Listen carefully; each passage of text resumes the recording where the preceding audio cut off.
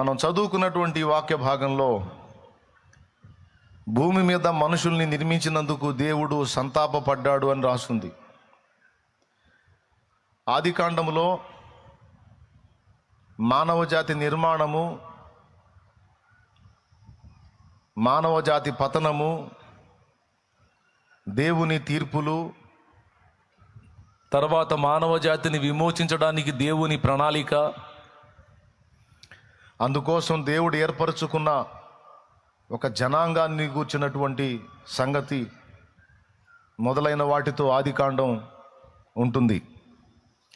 మళ్ళీ చెప్తున్నాను, ఆదికాండంలో దేవుని సృష్టి, మానవజాతి నిర్మాణం, మానవజాతి పతనం, తర్వాత దేవుని తీర్పులు, ఆ తర్వాత మానవజాతిని శాశ్వతంగా విమోచించడానికి దేవుని రక్షణ ప్రణాళిక, దాన్ని నెరవేర్చడానికి ఒక జనాంగమును దేవుడు ఏర్పరచుకొనుట అనే విషయాలతో ఆదికాండం ముగుస్తుంది. ఆదికాండం ప్రారంభం, ముగింపు, మొత్తం పుస్తకం అది. అందులో ఇప్పుడు మనం చదివినటువంటి 6వ అధ్యాయంలో దేవుడు తన తీర్పును వెల్లడి చేయబోయే ముందు అసలు మనుషులను గురించి తను ఎలా ఫీల్ అయ్యాడో ఇక్కడ రాయబడింది. ఎంత నొచ్చుకున్నాడో, ఎంత బాధపడ్డాడో ఇక్కడ రాయబడింది. ఎందుకు నొచ్చుకున్నాడు, ఎందుకు బాధపడ్డాడు అంటే, తాను సృష్టించినటువంటి మనుషులు అక్రమాల్లోకి వెళ్ళారట. క్రమము తప్పి నడవటం, దేవుడు వారికి ఏర్పరిచిన మార్గాన్ని చెరిపేసుకొని తమకిష్టమైన మార్గాల్లో నడవటం, దేవుడు దుఃఖపడే విధంగా వారి యొక్క ప్రవర్తన ఉండటం, మరి చాలా ఓపికతో దేవుడు సహించిన వాళ్ళు తమ ప్రవర్తనను మార్చుకోకపోవటం, ఇంకా కరడుగట్టిపోవటం, మొత్తం మీద అసలు వీళ్ళని ఎందుకు చేశాను నేను అని దేవుడు నొచ్చుకునేటట్లు, బాధపడేటట్లు మరి మనుషులు ప్రవర్తించటం, వారిని బట్టి దేవుడు ఫీల్ అవ్వటం అనేది ఇక్కడ మనం చూస్తాం. ఇక్కడ నాదొక ప్రశ్న, దేవుడు భూత భవిష్యత్ వర్తమాన కాలాలు ఎరిగినవాడు కదా. మనుషుల్ని చేసేటప్పుడు మనుషులు ఇలా తయారవుతారు, వాళ్ళు ఇలాంటి పనులు చేస్తారు, ఈ విధంగా అక్రమకారులు అవుతారు అని దేవునికి తెలియదా? దేవునికి తెలిసినప్పుడు ఇలాగ నేను వీళ్ళని చేసినందుకు సంతాపపడుతున్నాను, బాధపడుతున్నాను, సంతాపం నొందుతున్నాను అని చెప్పుకోవటం ఎందుకు?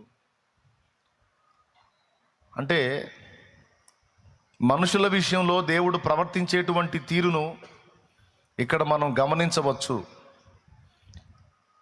దేవుడు సర్వజ్ఞుడు అన్నది వాస్తవమే, సర్వాంతర్యామి అన్నది వాస్తవమే. కానీ సర్వజ్ఞుడైన దేవుడు మనతో వ్యవహరించేటప్పుడు మన వంటి వ్యక్తిగానే వ్యవహరిస్తాడు అనేది గతంలో నేను మీకు చెప్పాను. సర్వాంతర్యామి అయిన దేవుడు, అన్ని చోట్ల ఉండే దేవుడు కొన్ని ప్రత్యేకమైన సందర్భాల్లో కొన్ని ప్రదేశాలకు పరిమితమైనట్టు మాట్లాడతాడు అని కూడా గతంలో నేను చెప్పా. ఉదాహరణకి నిర్గమాకాండం 3వ అధ్యాయంలో మోషేతో దేవుడు మాట్లాడుతూ, నిశ్చయముగా నా ప్రజల మొర నా యొద్దకు చేరినది, ఇదిగో నేను వారిని విడిపించుటకు దిగి వచ్చి ఉన్నాను అన్నాడు. అంటే ఎక్కడి నుంచి దిగొచ్చాడు? అంతకుముందు ఎక్కడున్నాడు? దేవుడు అన్ని చోట్ల ఉంటాడు కదా, దేవుడు సర్వాంతర్యామి కదా. దేవుడు సర్వాంతర్యామి అయినప్పుడు, అన్ని ప్రదేశాల్లో దేవుడు ఉన్నప్పుడు మళ్ళీ స్పెషల్గా నేను దిగొచ్చాను అని ఎందుకు మాట్లాడాడు? సర్వాంతర్యామి అన్నది నిజమే, కొన్నిసార్లు కొన్ని సందర్భాలను బట్టి ఒక స్థలమునకు పరిమితం కూడా తాను చేసుకుంటాడు అన్నది నిజమే. దేవునికి అన్ని విధాల సౌకర్యం ఉందండి. ప్రపంచమంతటా ఉండగలడు, ప్రపంచమునే తన యందు ఉంచుకోగలడు, సమీపించరాని తేజస్సులో ఉండగలడు, పరలోక సింహాసనం మీద ఉండగలడు, భూమి మీద నీతో నాతో మనందరితో, ఇక్కడ ఎంతమంది ఉన్నారో అంతమందితో కూడా ఉండగలడు, అంతమందితో ఉండగలడు. ఆ సౌకర్యం దేవునికి ఉంది.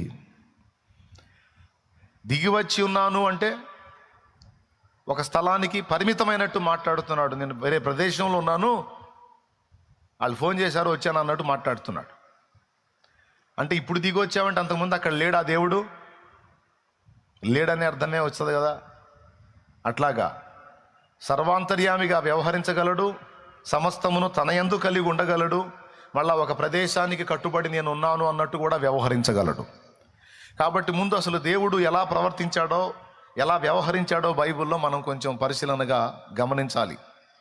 సరే, దాన్ని పక్కన పెడదాం. దేవుడు సంతాపపడ్డాడు అనే మాట మీద మన దృష్టి ఉంచుదాం. ఎందుకు బాధపడ్డాడు అంటే, వాళ్ళు బాగుంటారని వాళ్ళని నిర్మించాడు, వాళ్ళు తేడా పడ్డారు. మరి వాళ్ళ విషయంలో ఆయన మనవలే ఫీల్ అయ్యాడు. పిల్లల్ని కన్నాను, పిల్లల్ని పెంచి పెద్ద చేశాను, వాళ్ళు మంచోళ్ళు అవుతారు, ప్రయోజకులు అవుతారు, నా చేతికి అక్కరకు వస్తారు అనుకున్నాను, కానీ వాళ్ళు తాగుబోతులుగాను తిరుగుబోతులుగాను అయిపోయారని ఒక తండ్రి ఫీల్ అయినట్టు. ఏం చేద్దాం, మంచి కొడుకుని కన్నాం అనుకున్నాను, కానీ వాడు ఎంత దుష్టుడవుతాడు అనుకోలేదు.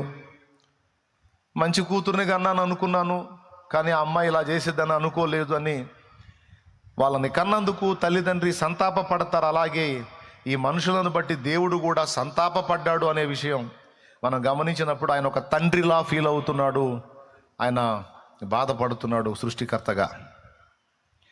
దీర్ఘకాలం సహించాడు, అయినా మార్పు చెందలేదు. కోపం వచ్చింది. ఇక వీళ్ళని భూమి మీద ఉంచడానికి వీల్లేదు. మొత్తాన్ని సమూలంగా నాశనం చేసి మళ్ళీ ఆదాం హవ్వల దగ్గర నుంచి మొదలు పెట్టాలా? లేకపోతే ఈ ఉన్నాళ్లలో ఎవడన్నా పనికొచ్చేవాడు ఉన్నాడా? ఉన్నాళ్లలో ఒక్కడు పనికొచ్చేవాడున్నా ఆ కుటుంబాన్ని ఆధారం చేసుకొని మళ్ళా భూమి మీద మనుషుల్ని అభివృద్ధి పరుస్తానని దేవుడు పరిశీలించినప్పుడు నోవహు దేవుని దృష్టికి కృప పొందినవాడాయను అన్నది దేవుని వాక్యం. దేవునికి స్తోత్రం కలుగునుగాక. హల్లెలూయా. ఏమన్నాడు? నోవహు దేవుని దృష్టికి కృప పొందినవాడాయను. అందరినీ, భూమి మీద ఉన్న మనుషులందరినీ చూశాడు, నోవాను చూశాడు. నోవా ప్రత్యేకంగా కనపడ్డాడు. కాబట్టి ఇక ఫిక్స్ అయిపోయాడు, మొత్తాన్ని నాశనం చేయాల్సిన అవసరం లేదు, మళ్ళా మొదటి మనుషుడి దగ్గర నుంచి మళ్ళా నిర్మాణం మొదలు పెట్టాల్సిన అవసరం లేదు. భూమి మీద అందరూ చెడిపోయినా నోవా కుటుంబం మాత్రం చెడిపోలేదు. నోవా నా యందు భయభక్తులు కలిగి ఉన్నాడు, నాతో నడుస్తున్నాడు. కాబట్టి నోవా ఫ్యామిలీని, నోవహు కుటుంబాన్ని నేను వాడుకొని మళ్ళా భూమి మీద మనుషుల్ని విస్తరింపజేస్తాను. ఈ దుర్మార్గులందరినీ, ఏది నోవా తరములో ఉన్నటువంటి దుర్మార్గులందరినీ హతము చేస్తానని జలప్రళయము రప్పించి 40 రాత్రులు 40 పగళ్ళు ఎడతెరిపి లేకుండా ప్రచండమైన వర్షాన్ని రప్పించి అగాధపు ఊటలను విప్పి ఆకాశ తూములను విప్పి భూమి మీద ఉన్న పర్వతాలు కూడా మునిగిపోయేంత నీళ్లతో నింపి పడేశాడు. ప్రచండమైన వర్షం. నోవహు దాన్ని గూర్చి హెచ్చరిక చేసేటట్టు దేవుడు సహాయం చేశాడు ఆ ప్రజలకి. సమాచారం ఇవ్వకుండా దేవుడు ఉగ్రత రానివ్వలేదు. ఉగ్రత రప్పించే ముందు దేవుడు వారికి సమాచారం ఇప్పించాడు. నాకు తెలిసి కొన్ని సంవత్సరాలే నోవహు వారికి ప్రకటించాడు. అన్నలారా, దేవుడు మాట్లాడాడు.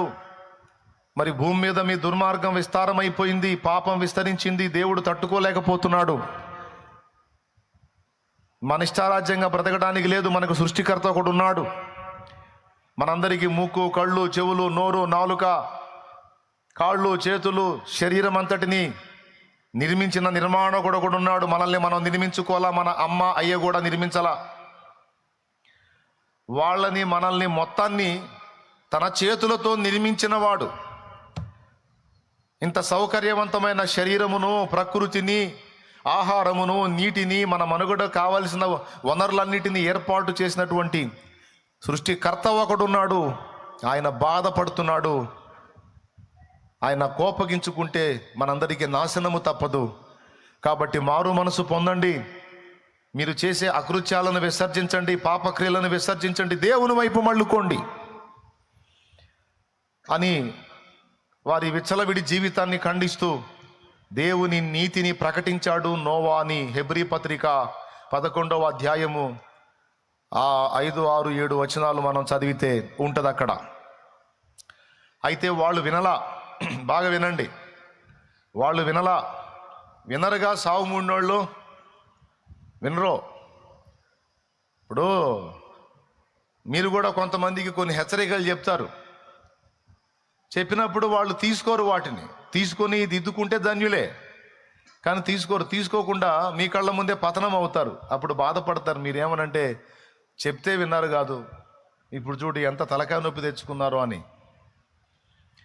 అట్లాగా సావు మూడోడు వినడు. వాళ్ళందరూ నోవా చెప్పినటువంటి సంగతిని విన్నారు కానీ లోబడలేదు. నోవా తన ఫ్యామిలీకి కూడా చెప్పాడు, వాళ్ళు వదిలే, మీరన్నా నా మాట వింటారా? వాళ్ళ దృష్టికి పిచ్చోళ్ళలా కనపడుతున్నా, నీ దృష్టికి కూడా పిచ్చోళ్ళలా కనపడుతున్నానా? లేదు నాన్న, నువ్వు భక్తిపరుడివి, నువ్వు దేవుని యందు భయభక్తులు కలిగిన వాడివి, దేవునితో నడుస్తున్న వాడివి. లేదు నీ మాట మేము వింటాం, నీ మాట మేము సీరియస్గా తీసుకుంటామని కొడుకులు అన్నారు. కోడళ్ళు కూడా అన్నారు, మామగారు అలా అనొద్దు, మీరు భక్తి కలిగిన వారు, మీరు చెప్పేది ఖచ్చితంగా జరుగుతుందని మేము నమ్ముతున్నాము, బయట వాళ్ళు 100 మాటలు అనుకుంటే మీకెందుకు, మీరు చెప్పండి ఏం చేయాలో అని కోడళ్ళు అన్నారు. భార్య కూడా అంది, ఏమండి మీరు ఎందుకు అలా అనుకుంటున్నారు? బయట వాళ్ళు ఏదో మాట్లాడతారు, మీరు చెప్పిన నీతి వారికి అర్థం కాలేదు, వారి దుర్మార్గంతో నిండిపోయి ఉన్నారు.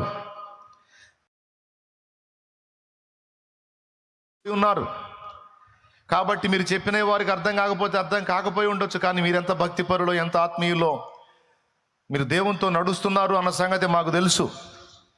కాబట్టి మీరు చెప్పండి, మేము చేస్తాం, మేము వారిలాగా మిమ్మల్ని తృణీకరించము అని భార్య కూడా అంది. రైట్, అట్లయితే నేను చెప్పినట్టు చేయండి, ఆహారాన్ని, ధాన్యాన్ని మొత్తాన్ని సమకూర్చండి. దేవుడు భూమి మీద ఇంకా కొద్ది కాలంలో ప్రచండమైన వర్షమును పంపబోతున్నాడు. 40 పగళ్ళు 40 రాత్రులు ఎడతెరిపి లేకుండా వర్షం కురవబోతుంది. ఆకాశపు తూములు, అగాధ జలపు ఊటలు దేవుడు విప్పబోతున్నాడు. పర్వతాలు కూడా మునిగిపోయేంత జలప్రళయం రాబోతుంది, ఘోరమైన జలప్రళయం రాబోతుంది. కాబట్టి ఆహార వస్తువులు, ధాన్యం సమస్తాన్ని సిద్ధపరచుకోండి. అలాగే మనమందరము క్షేమముగా ఈ జలప్రళయం నుండి తప్పించుకున్నట్లు ఒక ఓడ కట్టుకుందాం రండి అని ఇక మిగిలిన పనులన్నీ కూడా తక్కువ చేసుకొని తమ రక్షణ కొరకు తాము సిద్ధపడుట అనేది మేజర్గా పెట్టుకొని పని మొదలు పెట్టుకున్నారు. వాళ్ళు సంపాదించిన ధనమంతా వెచ్చించి ఓడ కడతా ఉన్నారు. ఓడ మిగిలిన వాళ్ళ సంపాదనతో ఎంజాయ్ చేస్తున్నారు, విచ్చలవిడి, వాళ్ళ ఇష్టం.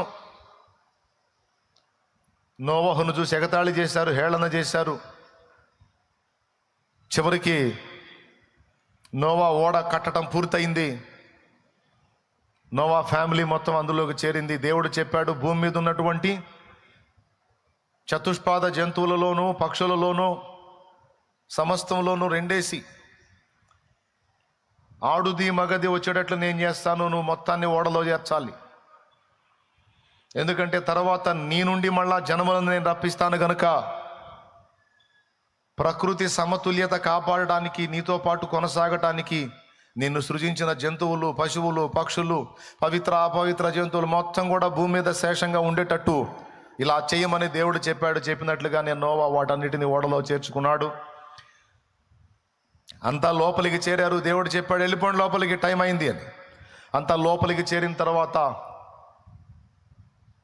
ఓడ తలుపును దేవుడు మూసేశాడు. తర్వాత ఇక చిన్నగా జలప్రళయం స్టార్ట్ అయింది.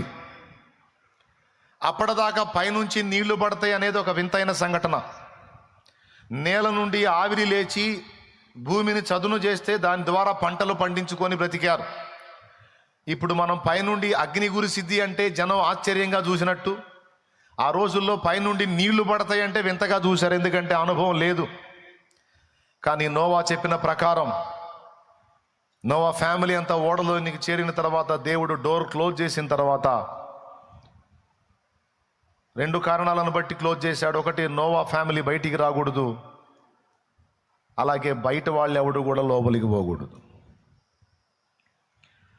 క్లోజ్ చేసేసాడు. ఇక జలప్రళయం స్టార్ట్ అయింది.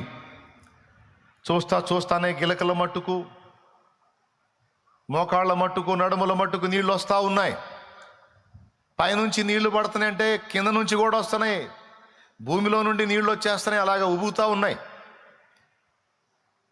కింద నీళ్లు పైన నీళ్లు చూస్తానే మొత్తం మునిగిపోయారు.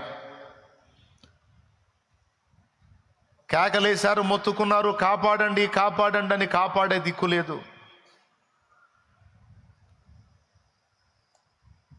ఎంత విలవిలలాడిన అవకాశము లేదు. దీర్ఘశాంతము కలిగిన దేవుడు చాలా దినాలు, చాలా సంవత్సరాలు ఓపికతో కనిపెట్టాడట. దేవుని దీర్ఘశాంతమును గురించి పేతురు రాసిన పత్రిక 3వ అధ్యాయము 19వ వచనంలో ఇలా వ్రాయబడి ఉంది: దేవుని దీర్ఘశాంతం ఇంకను కనిపెట్టుకుంటుచుండిన దినములలో. 20వ వచనం: దేవుని దీర్ఘశాంతం ఇంకా కనిపెట్టుచుండినప్పుడు పూర్వము నోవహు దినములలో ఓడ సిద్ధపరచబడుచుండగా విధేయులైన వారి యొదగనగా అని మొదలుపెట్టాడు. ఆ పైన దేవుని దీర్ఘశాంతం అనే మాట ఉంది. ఆ దీర్ఘశాంతంతో చాలా సంవత్సరాలు కనిపెట్టాడంట. మనలాగా టెంప్ట్ అవడండి దేవుడు. నిద్ర వచ్చిన వాళ్ళు స్తోత్రం చెప్పండి. కొంతమంది చెప్పారు. సరే, ఉదయం మెలకుతో వాళ్ళు చెప్పండి. 2 చేతులు ఎత్తి చెప్పండి నాయనా.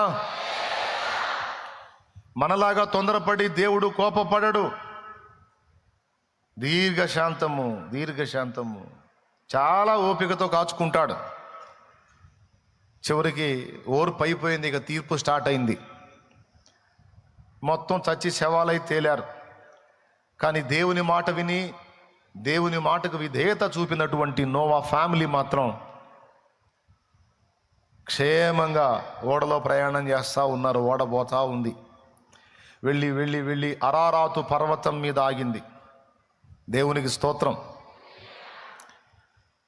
తర్వాత భూమి మీద నీళ్ళు ఇంకిపోయిన తర్వాత వాళ్ళంతా బయటకు వచ్చారు. ఆ వచ్చిన తర్వాత వాళ్ళ నుండి జనములు ఉత్పత్తి అయినాయి. ప్రస్తుతం భూమి మీద ఉన్నటువంటి అన్ని దేశముల, అన్ని భాషల, అన్ని జాతుల ప్రజలందరూ ఆ ముగ్గురులో నుంచి వచ్చిన వాళ్ళే. షేము, హాము, యాపెతు అనే ఆ నోవా కొడుకులు ముగ్గురులోంచి వచ్చిన వాళ్ళే. ఇప్పుడు భూమి మీద ఉన్న జనములన్నీ వారి నుంచి వచ్చినవే.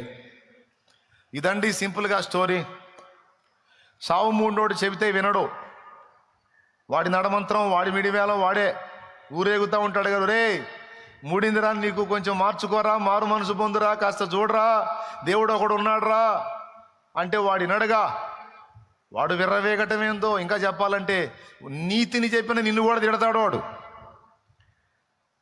నోవాహుని ఎగతాళి చేశారు, హేళన చేశారు, దూషించారు. చివరికి సచ్చి శవాలయ్యారు. నోవా మాత్రం క్షేమంగా ఉన్నాడు. తర్వాత జనములన్నిటికీ మూలపితరుడు నోవా అయ్యాడు. సరే, అంతవరకు బాగుంది. ఇప్పుడు నేను అది చెప్పాలని కాదు మొదలుపెట్టింది. ఇవన్నీ మీకు తెలుసు.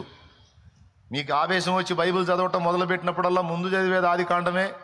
ఆదికాండంలో కనీసం 10 అధ్యాయాలు చదువుతారని నా నమ్మకం. ఆ 10 అధ్యాయాల్లో నేను చెప్పిన మ్యాటర్ దొరికింది మీకు.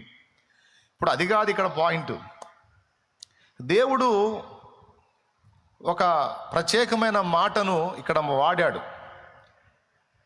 5వ వచనం మీరు చదవండి. నరుల చెడు తనము భూమి మీద గొప్పదనియు వారి హృదయం యొక్క తలంపులలోని ఊహంతయు ఎల్లప్పుడూ కేవలము చెడ్డదనియు యెహోవా చూచి.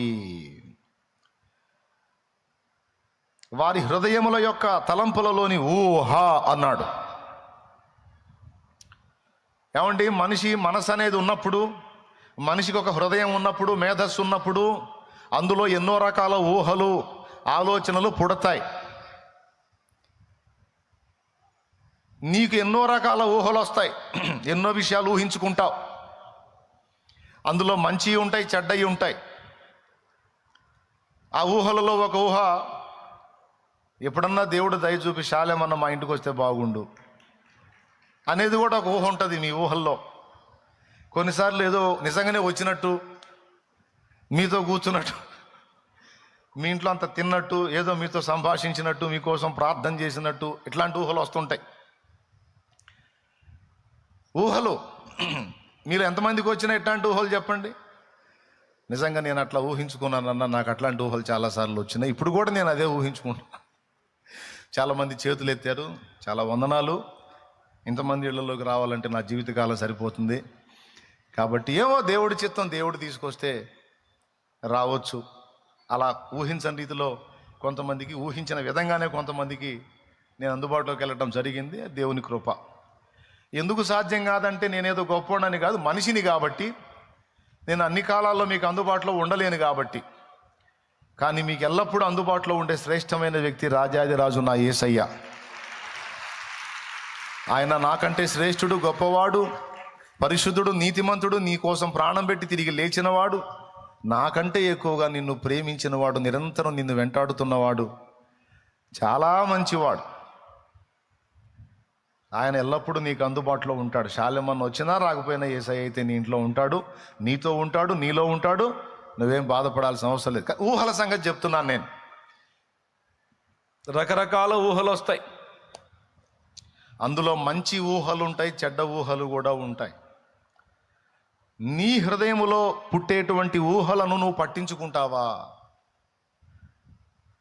అన్నిటినీ నువ్వు సీరియస్గా తీసుకుంటావా? అన్నిటినీ నువ్వు పట్టించుకుంటావా? అవి ఏవో వస్తుంటాయి ఆలోచనలు, ఊహలు, అవి ఏముందిలే అని వదిలేస్తావా? లేకపోతే ప్రతిదీ నీకు వచ్చిన ప్రతి ఊహను సీరియస్గా నువ్వు తీసుకుంటావా? మీరు చెప్పండి. సీరియస్గా తీసుకుంటారా, వదిలేస్తారా? అన్న నేను ఏం సీరియస్గా, వందలాది ఊహలు పుడతాయి ఒక రోజులో, వందలాది వేలాది ఊహలు వస్తుంటాయి హృదయంలో. అన్ని ఆడబట్టించుకుంటామన్నా.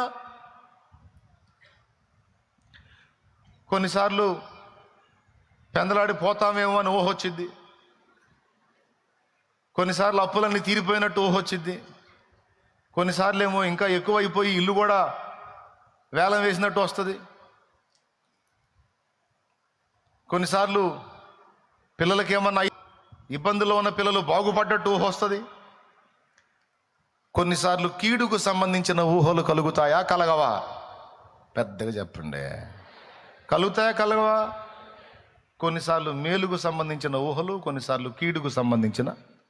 పొలం వేసాను పోయిద్దేమో, తీరా పండిన తర్వాత గిట్టుబాటు ధర రాదేమో, వ్యాపారం మొదలుపెట్టా సాగదో, నష్టం వచ్చిద్దేమో, ఉద్యోగ ప్రయత్నం చేస్తున్నా రాదేమో, లేదా వచ్చిద్దేమో.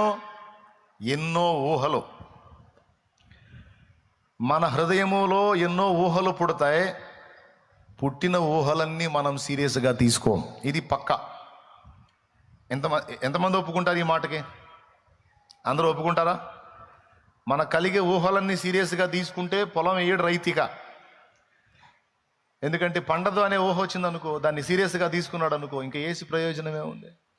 వేయడు, అసలు ఏ పని చేయడు. కాబట్టి ఎన్నో ఊహలు వస్తాయి, వాటిని అధిగమించి పనులు చేస్తాం మనం. పండదని ఎందుకు అనుకోవాలి? పండొచ్చుగా. పండినా పండకపోయినా మరి మనకి ఇంకోటి తెలియదుగా. మనకు దొరికింది అదేగా, చిన్నప్పటి నుంచి మనకు తెలిసింది అదేగా. చేసేది ఏముంది, అదే చేద్దాం, ఆ పైన దేవుడి దయ అనుకొని తెగించి వేస్తాడు. అది జరిగేది. అవునా? దీన్ని బట్టి మనకేమర్థమవుతుందంటే, మన హృదయములో ఉత్పత్తి అయ్యేటువంటి ఊహలన్నిటిని మనం సీరియస్గా తీసుకోము. అవునా? కానీ మనల్ని సృష్టించిన సృష్టికర్త మన మాటల్ని, చేష్టల్నే కాదు, మనం అనుకుంటాం మన మాటల్ని దేవుడు పట్టించుకుంటాడు, మన చేసే క్రియలను దేవుడు సీరియస్గా తీసుకుంటాడు అని అనుకుంటాం. కానీ ఇక్కడ బయలుపడుతున్నది ఏంటంటే, మన హృదయములో వచ్చే ఊహలను కూడా దేవుడు తీవ్రంగా పరిగణిస్తాడు అనేది ఇక్కడ వెల్లడవుతుంది. వీళ్ళు ఎందుకు ఇలా తయారయ్యారు అంటే, వాళ్ళ హృదయం యొక్క తలంపులలోని ఊహ చెడిపోయింది. ఆ చెడిపోయిన ఊహలు కలిగి ఉన్నందున దాని ప్రభావం వల్ల వీళ్ళింత దరిద్రగొట్టు స్థితికి దిగజారారు, ఇంత నీచంగా ప్రవర్తిస్తున్నారు. వీళ్ళ హృదయం యొక్క తలంపులలోని ఊహంతా కేవలము చెడ్డది అనేది దేవుడు ఇక్కడ రాయించాడు. వీళ్ళు చెడిపోయిన వాళ్ళు అంటే బాగుంటుంది, చెడ్డ క్రియలు చేశారు దరిద్రులు అంటే బాగుంటుంది, కానీ వాళ్ళ ఊహ చెడ్డది అన్నాడు. ఊహను పట్టించుకున్నట్టు మాట్లాడుతున్నాడు. పాత నిబంధనలోనేనా, క్రొత్త నిబంధనలో కూడా ఊహకు విలువించాడు. దేవుడు విలువించాడండి. ఒక వచనం ఉంది, ఎక్కడుందో తీస్తే గ్రేటే మీరు. మనము అడుగు వాటి కంటేను, ఊహించు వాటి కంటేను అత్యధికముగా చేయగల దేవుడు అనే మాట క్రొత్త నిబంధనలో పత్రికలో ఉంది. ఎఫెసీ పత్రిక 3వ అధ్యాయము ఏంది చివరి మాట మింగుతావేంది? ఎఫెసీ పత్రిక 3వ అధ్యాయం 20వ వచనం. మరి మింగుతాడండి. సరే గట్టిగా చెప్పు. చూడండి, ఒక్కసారి చూడండి. మనలో కార్య సాధకమైన తన శక్తి చొప్పున మనం అడుగు వాటి కంటేను ఊహించు వాటి కంటేను అత్యధికముగా చేయ శక్తి గల దేవునికి.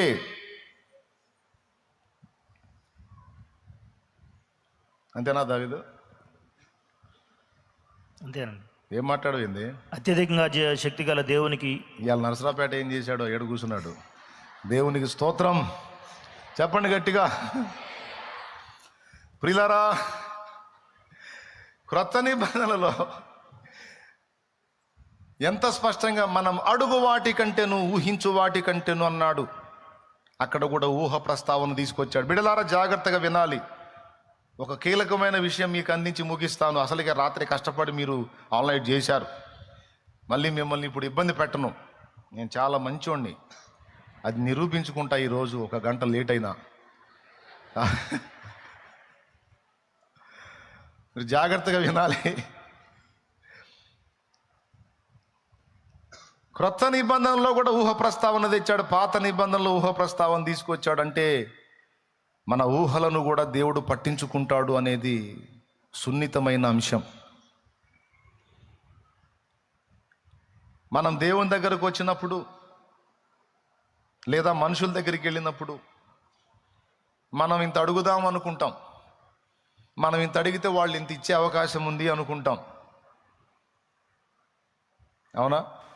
అలాగే దేవుని దగ్గరికి వెళ్ళి దేవుణ్ణి అడుగుదాం అనుకుంటాం. ఇంత అడుగుదాం, దేవుడు ఇంత ఇచ్చే అవకాశం ఉంది. మనుషుల్లో కొంతమంది మంచోళ్ళు ఉంటారండి. మనం అడిగిన దానికంటే ఎక్కువ సాయం చేస్తారు. మనం కూడా కకృతిగా ఎక్కువ అడగకుండా మనకు తగినంత మనం అడిగినప్పుడు వాళ్ళు కకృతిగా అడగలేదు,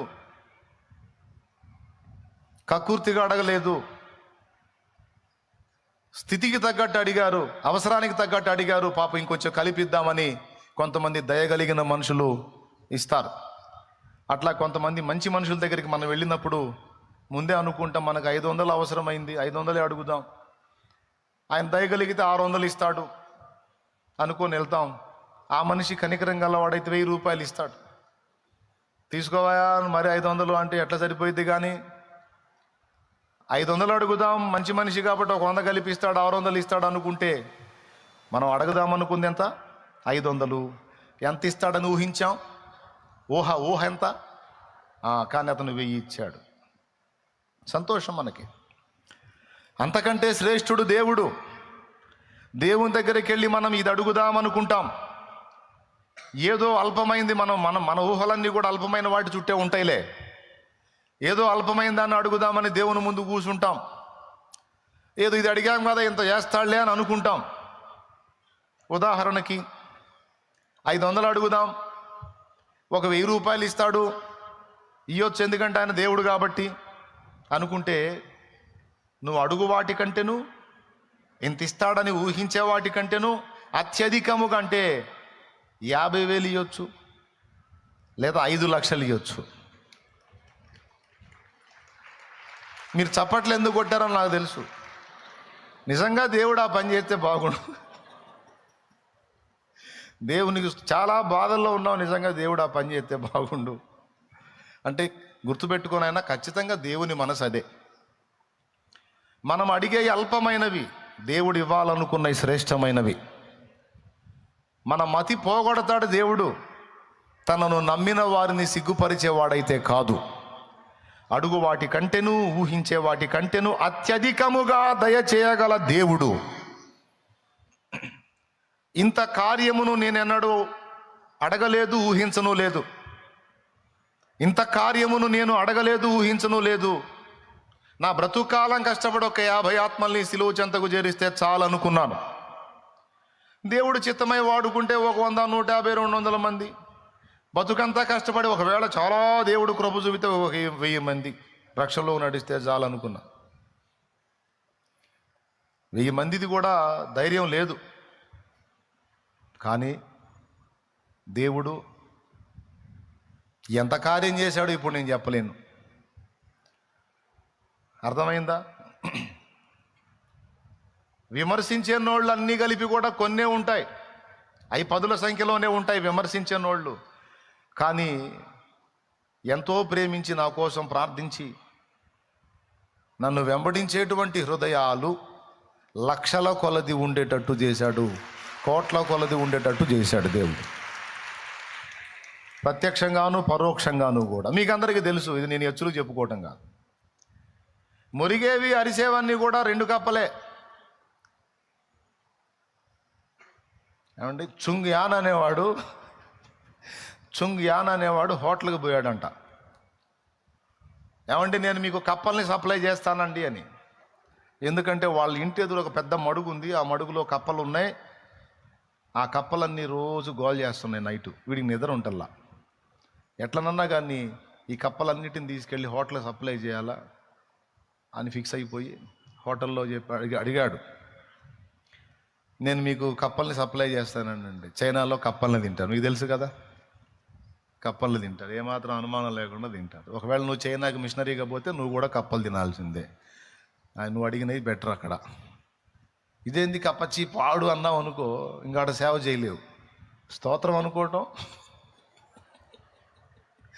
మరి చైనాకి మిషనరీగా సేవకి వెళితే నువ్వు తినాలి, తప్పదు.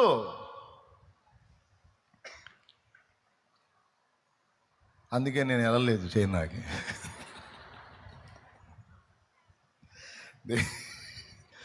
దాన్ని ఆడ తింటామండి, దాన్ని చూస్తేనే ఒళ్ళంతా ఒక రకంగా అయిపోయింది. అయితే బాగా వినాలి. వాడు అడిగాడు, ఎన్ని కప్పలు తేగలవా అని. మీకు నేను మరిన్ని తెస్తానంటే తక్కువ రేటు కూడా ఇస్తాను, ముందు నా ఇంటి ముందు ఆ మడుగులు ఆ దరిద్రం పోవాలి అని. సరే, నువ్వు ఎన్ని సప్లై చేయగలవో చెప్పని రేటు మాట్లాడుకున్నారు. ఎన్ని తేగలవు అంటే, రోజుకు 200 కప్పలు తేగలను సార్ అన్నాడు. 200 కప్పలు తేగలవా? 200 అక్కర్లేదు, ఒక 100 తీసుకోనరా. నువ్వు 200 తేగలిగితే 200 తేలేవలేవు, ఒక 100 తీసుకురా అన్నాడు. భలే పనేనే, మా ఇంటి ఎదురు ఆ మడుగు నిండా కప్పలే, నీకెందుకు, నేను 200కి పైనే తెస్తా పో అన్నాడు. ఓకే తీసుకురా, తీసుకుంటాను. ఈడిపోయి ఎతకటం మొదలుపెట్టాడు ఆ మడుగులో. ఆ మడుగంతా వెతికినా కూడా 2 కప్పలే వచ్చినాయి బయటికి. దీనిరా నేను 200 కప్పలు అన్నాను, 2 కప్పలే వచ్చినాయి ఏంది అంటే, ఇంత న్యూసెన్స్ చేసింది 2 కప్పలే అనమాట. వాడేమనుకున్నాడు, వాటి గోలకి ఎన్ని కప్పలో అనుకున్నాడు. ఆడు ఉంది మొత్తం 2 కప్పలే. అందుకే మురిగే వ్యక్తులంతా 2 కప్పలే. కానీ దేవుడు కృప చూపి, దేవుడు ఆశీర్వదించి ఘనపరిచి ప్రజల హృదయాల్లోనికి చేరవేసిన హృదయాలు లక్షల కొలది కోట్ల కొలదిగా ఉండేటట్టు దేవుడు చేశాడు. నేను అనుకోలేదు ఈ వాక్యము నా ఎడల దేవుడు అక్షరాలను నెరవేర్చాడు. అడుగు వాటి కంటేను, ఊహించే వాటి కంటేను అత్యధికముగా ఇవ్వగల దేవుడు. నేనేంది ఆస్తులు అడగల, అంతస్తులు అడగల, భోగాలు అడగల, ఆత్మలని అయ్యా అని ఎప్పుడు మోకాళ్ళు వేసిన, దేవా నాకు ఆత్మలనిమ్ము, నశించిపోతున్న ఆత్మలను రక్షించు దేవా, ఆత్మలనివ్వయ్యా అనే ప్రార్థన చేశా. ఆ ప్రార్థన నా దేవునికి ఇంపైనదిగా అనిపించింది. దేవుడు ఆ కార్యం చేశాడు, విస్తారమైన ఆత్మల రక్షణ కార్యం జరిగించాడు.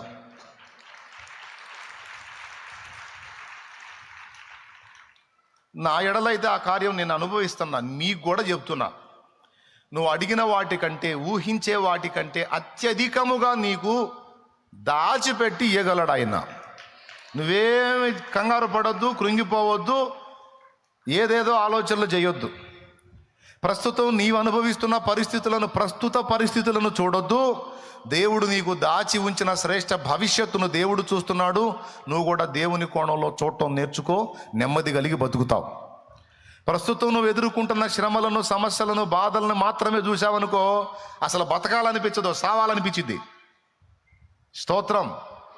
ఏమనిపించింది? అసలు బతకాలనిపించదు, చచ్చిపోతే పోయింది. దేవుడా, నా అంతటా నేను చేస్తే నరకానికి పోతాను, నా ప్రాణం నువ్వే తీసుకొని ప్రార్థనలు కూడా చేస్తుంటావు నువ్వు. ప్రస్తుత పరిస్థితులను నీవు లక్ష్య పెట్టొద్దు. దేవుడు నీకు సిద్ధపరిచిన భవిష్యత్తు శుభప్రదమైందని విశ్వసించు. శ్రేష్టంగా నా తండ్రి నిన్ను ఆశీర్వదించి నీ తలనెత్తుతాడు. నువ్వు అడిగింది కొంచెం ఆనాడు నీకు అర్థమైంది. అయ్యయ్యో, నేను అప్పుడు అడిగానండి, నేను మంచి వ్యాపారం దొరికింది, దాన్ని ఆశీర్వదించు ప్రభా అని అడిగా. సేవలోకి రాకముందు నిజంగా దేవుడు ఆమెను అన్నట్టయితే ఇప్పటికీ అక్కడే కూర్చునేవాడిని దుమ్ములో ధూళ్ళలో. దేవుడు ఆమెను అల్లా, ఒరే నిద్రమోహం వాడా నువ్వు ఆగురా అన్నాడు. దేవునికి స్తోత్రం. ఎక్కడ దొరికావరా నువ్వు? ఎన్ని జన్మలు ఎత్తినా దొరకని భాగ్యం రా. ఎన్నో జన్మలు లేవలే, ఒకటే జన్మ. దొరకని భాగ్యం నీకు అందేటట్టు నేను చేస్తా. నువ్వు అదెందుకు చేయలేదు, ఇదెందుకు చేయలేదు, అలా ఎందుకు చేయలేదు, ఇలా ఎందుకు చేయలేదు, నేను ఈ ప్రయత్నం చేస్తే నువ్వు ఎందుకు సఫలం చేయలేదని అనొద్దు. నువ్వు నాకు వేరే ప్లాన్ ఉంది, నువ్వు అట్లా ఉండు, నేను చేస్తా కదా అంటాడు ఆయన. నా ప్రణాళిక ఏదో నాకుంది, నువ్వెందుకు టెన్షన్ అవుతున్నావు? నేను ఏదో అనుకుంటే ఏదో అయింది ప్రభా. ఏమైంది? ఏం కాల, నా చేతుల్లో ఉంది. నీ జీవితం నీ చెయ్యి దాటిందా? నా చెయ్యి దాటదు, నా చేతుల్లో ఉంది అని దేవుడు ధైర్యపరుస్తాడు. ఇది వాస్తవమే. ఎంతమంది నమ్ముతున్నారండి? నిజంగా అర్థమైతే చేతులు ఎత్తి స్తోత్రం చెప్పండి. రైట్, డౌట్ లేదుగా. అది దీనికంటే ముందు నేను మనం గుర్తించాల్సిన సంగతి ఒకటి ఉంది. అసలు మన హృదయాల్లోని ఊహను దేవుడు పట్టించుకుంటున్నాడా అంటే పట్టించుకుంటున్నాడు అనేది వాక్య సత్యం. మనమే పట్టించుకొని ఊహల్ని దేవుడు ఎట్ట పట్టించుకుంటాడు అంటే పట్టించుకుంటున్నాడు అని గ్రంథం చెప్పింది. అమ్మ బాబోయ్, ఇప్పుడు పిచ్చి పిచ్చి ఊహలు కూడా రానియొద్దు అన్నమాట. ఎందుకంటే రాసుకుంటాడు అక్కడ. మనమేమి తలంచుచున్నామో, మన లోపల ఏం అనుకుంటున్నామో దేవుడు ఎరుగును, దేవుడు వాటిని పట్టించుకొనును. అది దేవుని వాక్యం ఇస్తున్న సాక్ష్యం. ఇది మనందరి హృదయాల్లో ఉంచుకోవలసినటువంటి విషయం. నువ్వు చెడ్డ ఊహలు ఊహించావా? అయ్యి తీసుకుంటున్నాడు. లేదు, దేవుని యందలి విశ్వాసమును బట్టి మంచి తలంపులు, మంచి ఊహలు నువ్వు కలిగి ఉన్నావా? వాటిని కూడా దేవుడు పట్టించుకుంటున్నాడు. రెండింటిని పరిగణలోకి తీసుకుంటున్నాడు దేవుడు. ఇప్పుడు మీకు ఇశ్రాయేలులో జరిగిన ఒక ఉదంతం సాక్ష్యం ఇస్తుంది. ఒకసారి చూడండి. ఐగుప్తు దేశము నుండి ఇశ్రాయేలు ప్రజల్ని దేవుడు బయటికి తీసుకొచ్చినప్పుడు ఏ ఉద్దేశంతో తెచ్చాడు? వాళ్ళని నాశనం చేయాలని తెచ్చాడా? లేకపోతే పాలు తేనెలు ప్రవహించే దేశంలోనికి వాళ్ళని తీసుకెళ్ళి వాళ్ళని ఏలికలుగా చేసి, బానిస బ్రతుకుల్లోంచి బయటికి తెచ్చి వాళ్ళని ఏలికలుగా చేసి, పాలు తేనెలు ప్రవహించే దేశంలో వారిని స్థిరపరిచి వాళ్ళను నాటి వాళ్ళక్కడ వర్ధిల్లి భూమి మీద జనములన్నిటికీ ఆశీర్వాదకరంగా మారాలని ఉద్దేశంతో బయటికి తెచ్చాడా? ఏ ఉద్దేశంతో తెచ్చాడు? నాశనం చేయాలని తెచ్చాడా? వాళ్ళని బాగు చేయాలని తెచ్చాడా? ప్రియులారా, ఈరోజు మీ అందరికీ నేను ఎక్కువసేపు చెప్పనని ముందే చెప్పా. మీ అందరికీ, మనందరికీ కూడా ఎప్పుడు దేవుని మనస్సులో అసలు మన గురించి ఏమనుకుంటున్నాడో అనే విషయంలో స్పష్టత ఉండాలి. మనందరి విషయములో, వ్యక్తిగతంగా ఎవరికి వాళ్ళకి, అసలు నా విషయంలో దేవుడు ఏమనుకుంటున్నాడు, అసలు నా విషయంలో దేవునికున్న తలంపులేంటి, దేవునికున్న ఊహలేంటి అనేది మనం పరిశీలించుకోవాలి. ఊహలు మనకే కాదు, తలంపులు మనకే కాదు. వింటున్నావా? మన విషయంలో దేవునికి కూడా ఊహలు ఉన్నాయి. ఎవరు లేరు లేక ఎందుకు వెనక్కి చూసావు? మనకు కూడా ఊహలు ఉన్నట్టు దేవునికి కూడా మన విషయంలో ఊహలు ఉన్నాయి, తలంపులు ఉన్నాయి, కొన్ని ఆలోచనలు ఉన్నాయి, కొన్ని ప్రణాళికలు ఉన్నాయి. నీకైనా ఆయన తలకాయ ఉంది, నీకైనా ఆయన హృదయం ఉంది. దేవునికి కూడా హృదయం ఉంది, దేవునికి కూడా ఆలోచనలు ఉన్నాయి. నీ పిల్లల గురించి నువ్వేమేమి ఊహలు ఊహిస్తావో, ఏమేమి ఆలోచనలు చేస్తావో, వాళ్ళ భవిష్యత్తును గురించి ఎలాంటి తలంపులు నువ్వు కలిగి ఉంటావో, మరి నన్ను గన్న తండ్రిగా మన దేవునికి మన మీద ఊహలు ఉండవా? తలంపులు ఉండవా? ఉంటాయా ఉండవా? వాటిని మనం గ్రహించాలి. ఈ ఒక్క మాట మీరు కరెక్ట్గా కానీ తీసుకోగలిగినట్లయితే, నిజంగా ఆ కోణంలో ఆలోచించగలిగినట్లయితే, మీకు అసలు ఇక హృదయంలో ఇబ్బంది, వేదన అనేదే ఉండదు. ఇది మీకు అర్థం కాకపోతే మాత్రం ఆ వేదనలోనే బతుకుతారు. మళ్ళీ ఒకసారి చెబుతా, మనందరినీ సృష్టించిన సృష్టికర్తగా, మన కోసం ప్రాణం పెట్టిన రక్షకుడుగా, సంఘముగా మనందరినీ సమకూర్చిన ప్రభువుగా, మన భూమి మీద జీవితానికి సంబంధించి, నిత్యత్వానికి సంబంధించి 2 విషయాల్లో కూడా దేవునికి ఊహలున్నాయి, తలంపులున్నాయి. దేవుడే అంటున్నాడు, నీకే కాదురా కోరికలు, ఊహలు, తలంపులు, ఆలోచనలు నాకు కూడా ఉన్నాయి.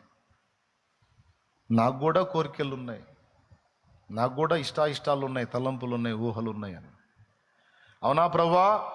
ఇప్పుడు ఎవరికి వాళ్ళు అడగండి దేవుణ్ణి, అసలు నా గురించి నీ ఊహలేంది దేవా? నా గురించి నీ తలంపులేంది దేవా? అసలు నా గురించి నువ్వేమనుకుంటున్నావు దేవా? నన్ను ఏం చేయాలనుకుంటున్నావు ప్రభువా అని అడగండి. ఆ కోణంలో ఆలోచించండి.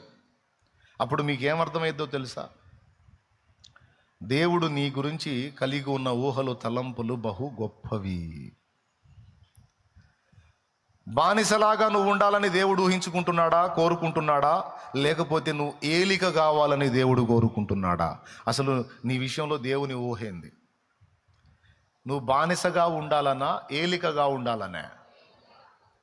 అందరు చెప్పాలి, రైట్?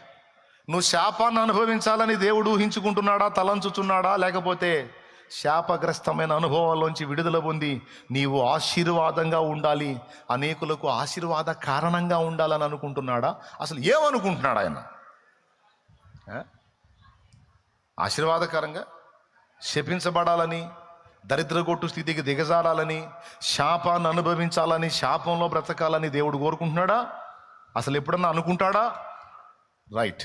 2, మూడవది, నువ్వు అగచాట్ల మారి బతకాలని దేవుడు కోరుకుంటాడా? లేకపోతే ఆనందకరమైన జీవితం జీవించాలని దేవుడు కోరుతున్నాడా? ఇప్పుడు ఈ కోణంలో మనం ఆలోచిస్తే ఒక్కటి కూడా నెగిటివ్ తలంపు మన విషయంలో దేవుడు కలిగి ఉన్నట్టు మనం గుర్తించలేం. నేను చెప్పిన కోణంలో దేవుని తలంపులను మనం కానీ పరిశీలించుకుంటే, ఒక్కటంటే ఒక్క విషయంలో కూడా మన విషయంలో నెగిటివ్ తలంపు దేవుడు కలిగి ఉన్నట్టు నీవు గుర్తించలేవు.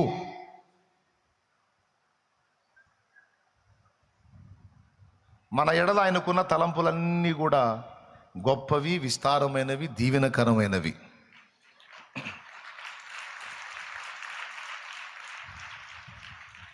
అవునా?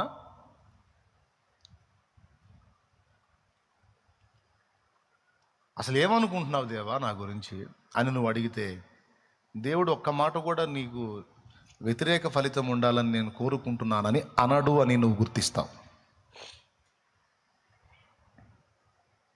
కానీ కొన్నిసార్లు మనం ఈ దైనందిన జీవితంలో మనం ప్రయాణం చేసేటప్పుడు మనకు ఎదురయ్యే షాకుల దెబ్బకి, ఎదురయ్యే పరిస్థితుల దెబ్బకి, ఒడిదుడుకుల దెబ్బకి అసలు మన గురించి దేవుడు ఏం ఊహిస్తున్నాడో అన్న ఊహలను కూడా మనం తారుమారుగా అర్థం చేసుకునే ప్రమాదం ఉంది.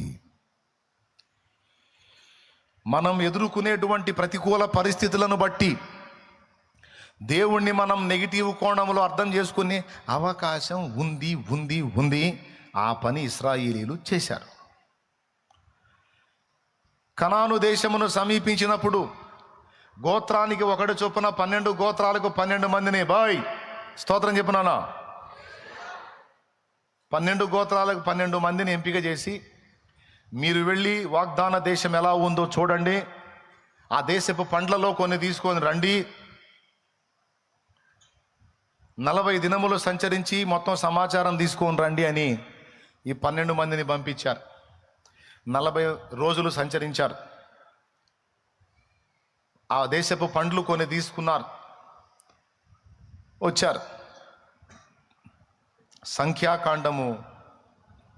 సంఖ్యాకాండం ఒకసారి తీసుకోండి, చెప్తా.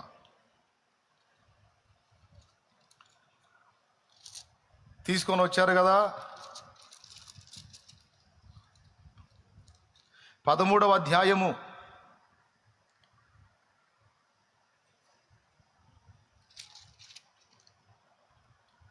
13వ అధ్యాయము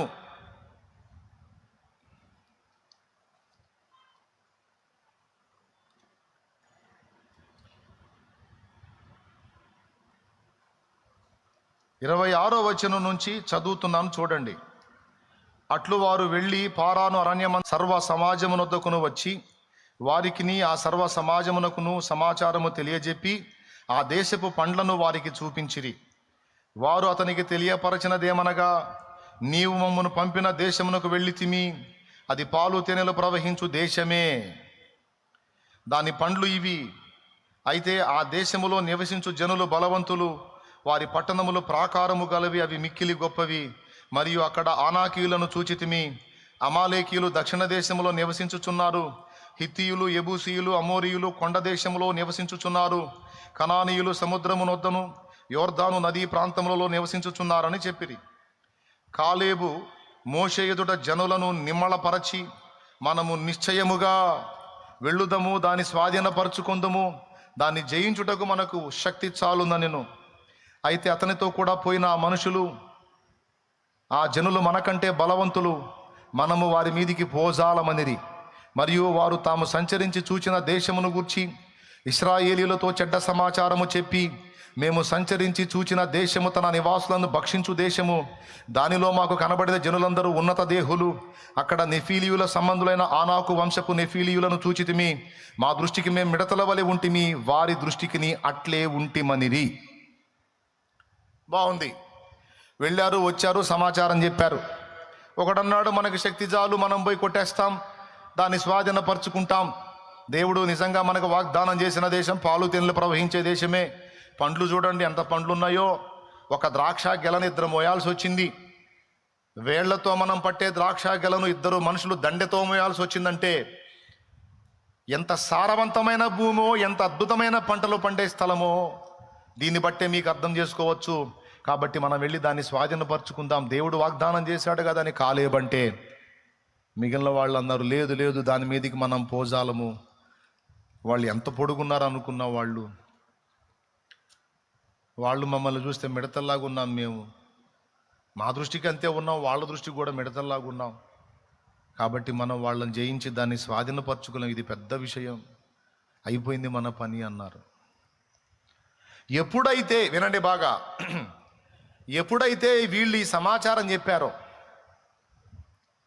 ఏమండి, 10 మంది మాట్లాడితే దానికి బలం ఎక్కువ, ఒకడిద్దరు మాట్లాడితే బలం తక్కువ.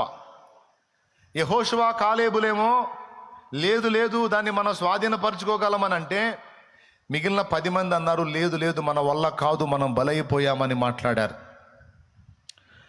14వ అధ్యాయము మీరు చూడొచ్చు.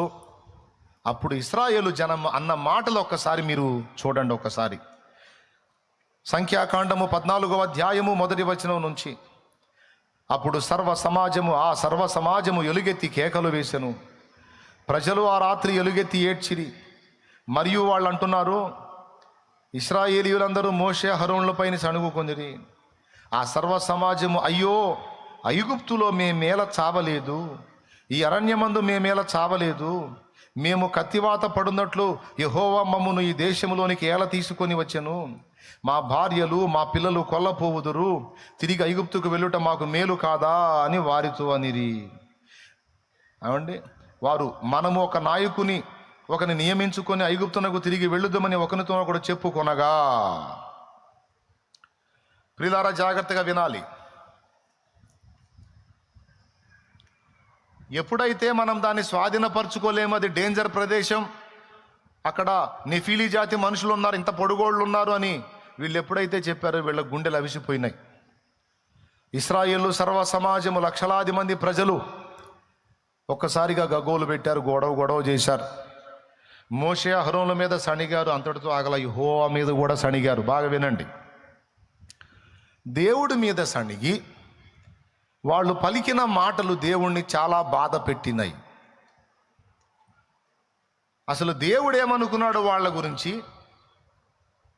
కానీ వాళ్ళు ఏమనుకుంటున్నారు దేవుని ఆలోచనల గురించి. దేవుడంట వాళ్ళందరినీ ఆ దేశానికి తీసుకొచ్చి కత్తివాత చేత చంపించాలని తెచ్చాడంట. ఒకటి. ఆ? వాళ్ళ భార్యల్ని శత్రువులకు అప్పగించాలని తెచ్చాడంట. వాళ్ళ పిల్లల్ని కొల్ల సొమ్ముగా బానిసలుగా ఆ ప్రజలకు అప్పగించాలని తెచ్చాడంట. మొత్తం మీద టోటల్గా వాళ్ళ ఊహ ఏంటంటే ఇప్పుడు దేవుడి గురించి, వాళ్ళ దేవుడిని గురించి అంటున్న మాట, మమ్మల్ని నాశనం చేయాలని తెచ్చాడు వీడికి అన్నారు.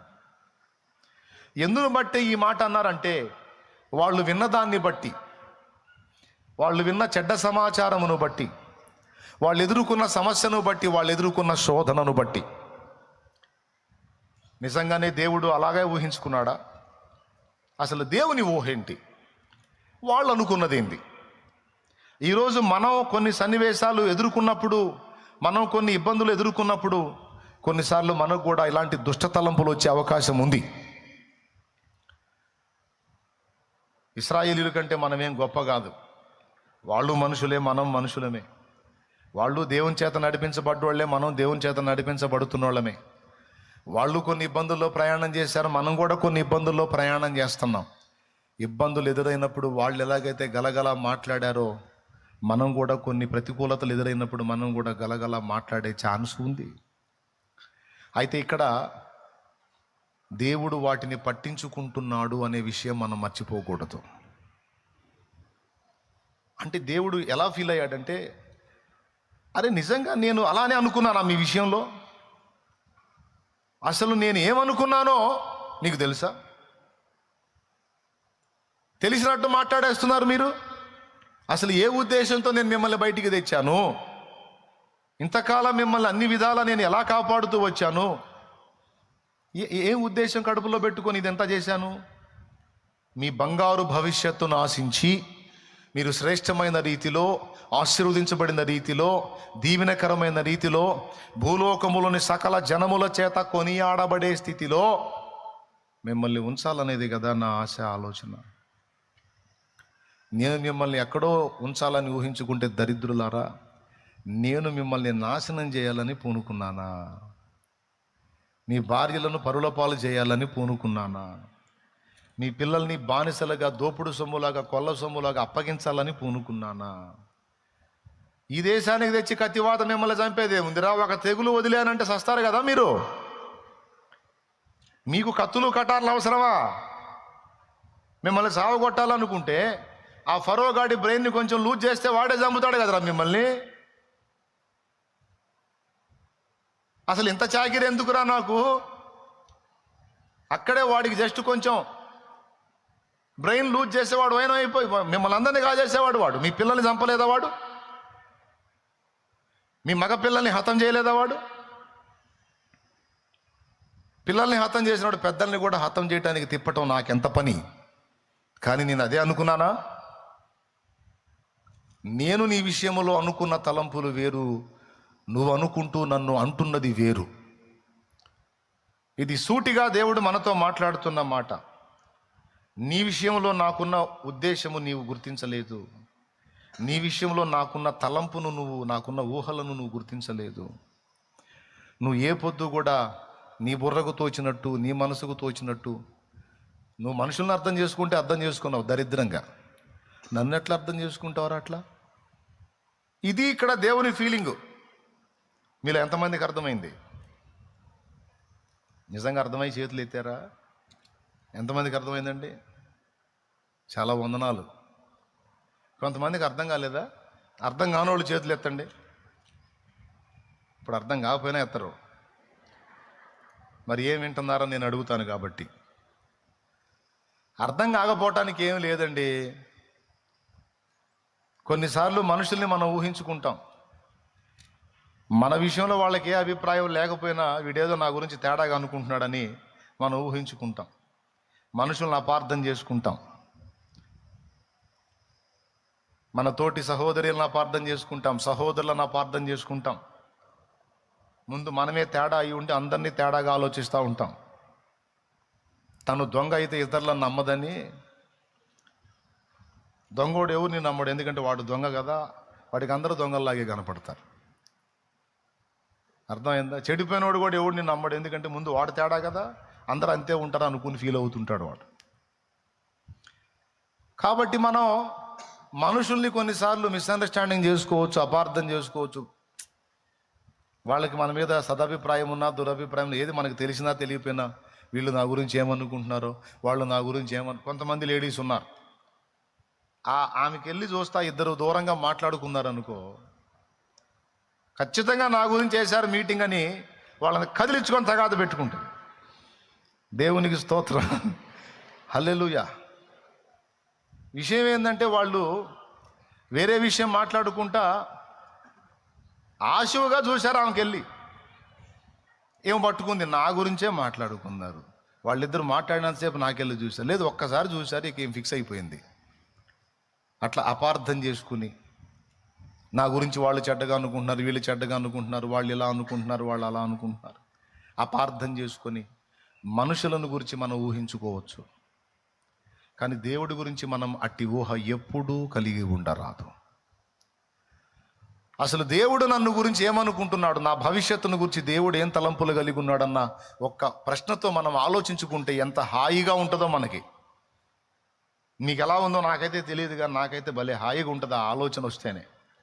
అసలు దేవుడు నా గురించి ఏమనుకుంటున్నాడు, దేవుడు నా గురించి ఏం ఆశిస్తున్నాడు, అసలు నన్ను ఏం చేయాలనుకుంటున్నాడు. నేను చెప్పనా, సింహాసనం ఎక్కించాలని ఆశిస్తున్నాడు, మనకు కిరీటము పెట్టాలని ఆశిస్తున్నాడు, రాజదండము మన చేత ఉండటం చూడాలని ఆశిస్తున్నాడు, జనములకు దీవెనకారముగా తరములకు సంతోష కారణముగా మనల్ని చేయాలని ఆశిస్తున్నాడు. ఇలాంటి ఆశిస్తాడా, లేకపోతే మనం సర్వనాశనం అవుతున్నట్టు, మనం పాతాళానికి పోతున్నట్టు, భూమి మీద కూడా మనం ఏదో అయిపోతున్నట్టు, ఇట్లాంటి ఊహలు పొరపాటున వస్తాయా? భూమి మీద మనుషులకే రావు కదండి, మనకు జన్మనిచ్చిన అమ్మా నాన్నకే రావుగా. మనం చెడిపోతున్నట్టు, పడిపోతున్నట్టు, నాశనం అవుతున్నట్టు, పాడవుతున్నట్టు అవ్వాలని కోరుకుంటారా, అలా ఊహిస్తారా? అలాంటి కీడు సంబంధమైన ఊహలు వస్తేనే దేవుడా నా బిడ్డలకు ఆ పరిస్థితి ఎప్పుడు రావద్దు నాయనా అని మనం దేవుణ్ణి వేడుకుంటాం బిడ్డల విషయంలో. అవునా? మనుషుల మనమే ప్రేమను బట్టి మన పిల్లల విషయంలో ప్రతి తండ్రి అనుకుంటాడు, కష్టపడే తండ్రి, నా బిడ్డ ఈ చాకిరీ చేయకూడదు, నా బిడ్డ నాకంటే నెమ్మది గల జీవితం జీవించాలి. చెప్తూ ఉంటాడు కూడా కొడుకు, రేయ్ నా బాధలు చూస్తానే ఉన్నావు కదరా, నాకు పట్టిన గతి నీకు పట్టకూడదురా, కష్టం చేసి కూడా నలుగురిలో మాట్లాడుతూ ఉన్నారా నేను, ఆ గతి నీకు వద్దురా, కాస్త కష్టపడి చదువురా, నీ భవిష్యత్తును జాగ్రత్త చేసుకోయ్యా అని బ్రతిమలాడుతూ ఉంటాడు. అంటే తను దీనుడై ఉన్నప్పటికీ తన బిడ్డ ఉన్నత స్థితిలో ఉండాలని తండ్రి కోరుకుంటాడు. ఏ తల్లి అయినా ఏ తండ్రి అయినా అలాంటి మంచి తలంపులే తమ బిడ్డల ఎడల కలిగి ఉంటారు, వాళ్ళని ప్రోత్సహిస్తూ ఉంటారు. నా గతి నీకు రాకూడదు, నాకు పట్టిన పరిస్థితి నీకు పట్టకూడదు.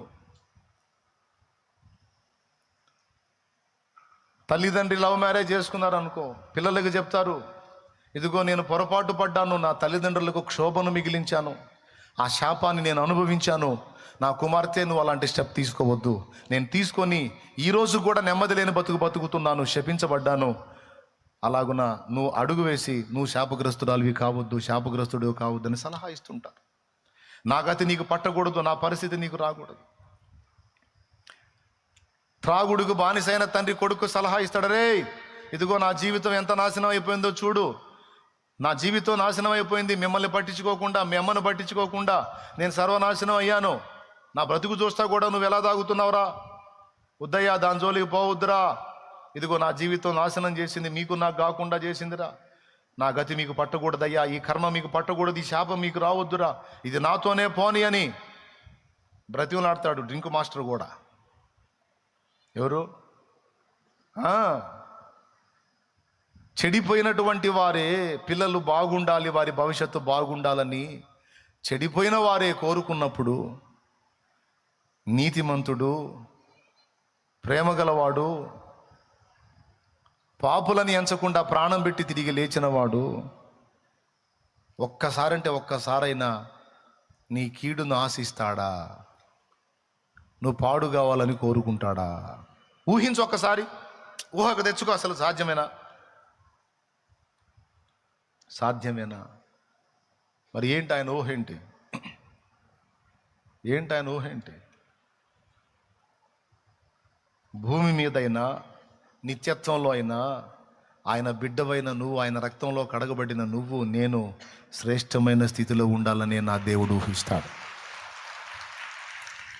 నా దేవుడు తలస్తాడు. నేను చెప్తున్నాను, నువ్వు అనుకున్న స్థాయి కాదు, అంతకు మించిన స్థాయిలో నువ్వు ఉండాలని కోరుకుంటాడు. ఇది నీకు, ఈ ఊహ నీకు వచ్చినప్పుడు, ఇది నువ్వు గుర్తించినప్పుడు దేవుణ్ణి మనసారా స్తుతించటమే తప్ప సనగటం, వణగటం, నీ గతి నీకు బట్టి నువ్వు దూషించటం అనేవి ఉండవు. దేవునికి స్తోత్రం. ఏమైనా అర్థమైందా నేను చెప్పింది? నేను చెప్పినట్టుగా నువ్వు దేవుణ్ణి గుర్తించగలిగితే నోరు తెరచి హాయిగా దేవుణ్ణి ఆరాధించుకుంటాం, మహింపరుచుకుంటాం. ఎందుకంటే దేవుడు మన ఉన్నతినే కోరతాడు కానీ మన నాశనాన్ని కోరడు. మన అభివృద్ధినే కోరతాడు కానీ మన పతనాన్ని కోరడు. కడుపు నిండా నీకు తిండి దొరకాలని కోరుకుంటాడు కానీ పస్తులతో నువ్వు మాడాలని కోరుకోడు. శ్రేష్టమైన వస్త్రం నువ్వు తొడగాలని కోరుకుంటాడు కానీ చింకి పాతర బతుకులను నువ్వు పొంది ఉండాలని దేవుడు కోరుకోడు. స్థిరమైన నివాసములో నీవు నెమ్మదిగా బతకాలనే కోరుకుంటాడు నా తండ్రి కానీ నిలవరమైన నివాసము లేని స్థితిలో నీవు ఆయిల్లో తిరుగుతా పిల్లి కాపురం చేయాలని కోరుకోడు. కోరుకుంటాడే ఊహించు. ఒకవేళ కోరుకున్నా ఎందుకు కోరుకుంటాడో తెలుసా? నేను చెప్తా దానికి కారణం, వినండి. ఇప్పుడు భయంకరమైన కష్టాల్లో, అగచాట్లలో, బాధల్లో, ఇరుకుల్లో, ఇబ్బందుల్లో నేను ప్రయాణం చేస్తా వచ్చా. దానివల్ల నాకు కొంచెం వ్యక్తిత్వంలో దీనత్వం, కాస్త సత్ప్రవర్తన, మనుషుల ముందు వ్యవహరించే తీరు, దేవుని ముందు కొంచెం వ్యవహరించే తీరు నాకు అబ్బింది. నాకున్న శ్రమలు, సమస్యలు, బాధలు పసిప్రాయము నుంచే నా హృదయం నలుగుతా వచ్చింది. పసిప్రాయము నుంచే నా హృదయం గాయపడతా వచ్చింది, నలుగుతా వచ్చింది. అందలాల మీద నేను పెరగల, భోగాల్లో నేను రాలా, కఠినమైన పరిస్థితుల గుండానే నేను ప్రయాణం చేశాను. ఆ కఠినమైనటువంటి పరిస్థితులు నన్ను దీనుడిగా చేశాయి. కానీ నేనున్న అనుభవాలు నా పిల్లలకు లేవు, నేను పడిన కష్టాలు నా పిల్లలకు లేవు, నేను పొందిన అవమానాలు నా పిల్లలకు లేవు, నేను పొందిన ఆర్థిక సమస్యలు నా పిల్లలకు లేవు, నేను పొందిన ఇబ్బందులు నా పిల్లలకు లేవు అనుకుందాం. అప్పుడు నేనేం ఆశిస్తాను తెలుసా? శ్రమలు నన్ను దీనునిగా చేశాయి, నా పిల్లలు కూడా దీనులు కావాలంటే వాళ్ళు కూడా కొంచెము శ్రమను అనుమతించాలి, లేమిని అనుమతించాలి, ఇబ్బందిని అనుమతించాలి. ఎందుకంటే వాళ్ళకు కూడా నాలాంటి వ్యక్తిత్వ సౌందర్యం రావాలి, వాళ్ళు కూడా దీనులు కావాలి అంటే బాధలు పొందిన అనుభవం వాళ్ళకు కూడా ఉండాలి అని నేను కోరుకుంటా. ఎందుకు కోరుకుంటా? ఏమన్నా అర్థమవుతుందా? నిజంగా అర్థమవుతుందా? అందరూ అదో రకంగా పెట్టి చూస్తున్నారు మొఖాలు. ఎంతమందికి అర్థమవుతుందండి? ఎందుకు కోరుకుంటా నేను? ఎందుకంటే వారు దీనులగున్నట్లు, నేను పొందిన వ్యక్తిత్వ సౌందర్యం వాళ్ళకు కూడా వచ్చున్నట్లు, వాళ్ళు కూడా ఇప్పుడు ఉదాహరణకి ఆకలి కొన్నవాడిని, దీనుణ్ణి అర్థం చేసుకొని నేను చేయదగ్గ సాయం చేయడానికి ఆ బాధలు నాకు అనుభవం ఉంది కాబట్టి ఏదో నాకున్న దాన్ని చేయగలను. అదే మైండ్ పిల్లలకు కూడా రావాలంటే వానికి ఆకలి బాధ తెలియాలి, వస్త్రహీనత తెలియాలి, లేమి కలిగి ఉంటే ఎలా ఉంటుందో తెలియాలి, అవమానాలు ఎలా ఉంటాయో తెలియాలి, ఎదురు దెబ్బలు ఎలా ఉంటాయో తెలియాలి, నలుగురిలో నిలబెట్టి అవమానపరిస్తే ఆ గాయం ఎలా ఉంటుందో తెలియాలి, అప్పులోళ్ళు తలా ఒక మాట అంటే ఆ బాధ ఎలా ఉంటుంది తెలిస్తే అప్పులు గల వాళ్ళని ఆదరించగలుగుతారు. కాబట్టి నా పిల్లలు కూడా మంచి వ్యక్తిత్వ సౌందర్యం పొందినట్లు కొద్ది కాలం వాళ్ళకి అనుభవాలు ఉంటే తప్పేమీ లేదని నేను అనుకుంటాను తప్ప వాళ్ళ బతుకంతా అలా బతకాలని నిద్రలో కూడా నేను అనుకోను. అలాగని అనుభవాలు వద్దనుకుంటానా? కావాలి. ఎందుకంటే వాళ్ళు దీనులకు సహాయం చేయనట్లు వారు కూడా దీనులై బ్రతుకున్నట్లు. అంతవరకే కానీ వాళ్ళ బతుకంతా అలా ఉండాలని నేను కోరుకోను. ఏమంటే మీరు అనుకోరా? నువ్వు అనుకో పెద్దాయన, మా ఓడికి అసలు బాధ్యతలు తెలియట్లేదండి. కష్టపడి పావుల బేడ సంపాదించేసాను, శుభ్రంగా తింటున్నాడు, గాలికి తిరుగుతున్నాడు. ఏందిరా అంటే నన్ను దనబోతున్నాడు అని ఒక ఆయన ఇంకొక ఆయనతో అంటే, ఆ ఇంకొక ఆయన ఆలోచన చేసుకుంటాడు, సేమ్ నా కొడుకు కూడా కష్టము తెలియని స్థితిలో ఎదుగుతున్నాడు, ఇప్పుడు నేను జాగ్రత్త పడకపోయానంటే వాడు కూడా ఇంతే తయారవుతాడని చిన్నగా ఇంట్లో మొదలు పెడతాడు. డబ్బులు లేవు, పరిస్థితులు ఇబ్బందిగా ఉన్నాయి, రాబడి తగ్గింది, కొంచెం సమస్యగా ఉంది అని చిన్నగా కొడుకుతో పంచుకుంటూ ఉంటాడు. ఎందుకు? కొడుకుని బ్యాలెన్స్ చేయడానికి, కొడుకు కష్టం నేర్పడానికి. లేకపోతే ముందు చెప్పినోడి కుమారుడు గాలోడైనట్టు వీడు కూడా అవుతాడు. కాబట్టి వీడికి బాధ్యతలు నేర్పాలి, వీడికి కొంచెం శ్రమల అనుభవం నేర్పాలి, నా కష్టం తెలియాలి అని చిన్నగా ట్రైనింగ్ మొదలు పెట్టుకుంటాడు తండ్రి. ఇదంతా ఎందుకంటే కుమారుడు చెడిపోకుండా దీనుడై వాడు క్రమంగా బ్రతకడానికి. మన విషయంలో కూడా దేవుడు అలా ఊహించవచ్చు, తప్పు లేదు. నాకెలా వ్యక్తిత్వ సౌందర్యం ఉందో నా పిల్లలకు కూడా అలాంటి వ్యక్తిత్వ సౌందర్యం ఉండాలి. నాలో ఉన్న ప్రేమ నా పిల్లల్లో కూడా ఉండాలి, నాలో ఉన్న దీన మనసు నా పిల్లల్లో కూడా ఉండాలి, నాలో ఉన్న యథార్థత నా పిల్లల్లో ఉండాలి, నాలో ఉన్న దయ జాలి గుణం నా పిల్లల్లో ఉండాలి. ఇవన్నీ ఉండాలంటే ఆ శ్రమలు ఎలా ఉంటాయో, ఆ ఇబ్బంది ఎలా ఉంటుందో నా పిల్లలకు కూడా తెలియాలన్న ఉద్దేశంతో, ఆ అవసరం కోసం అగ్ని లాంటి శ్రమలు కొన్ని అనుమతిస్తాడు తప్ప పూర్తిగా మనల్ని అందులో ఉండిపోజేయాలనేది దేవుని ఆలోచన కాదు, దేవుని సంకల్పం కానే కాదు. అర్థమైందా? ఏమర్థమైంది?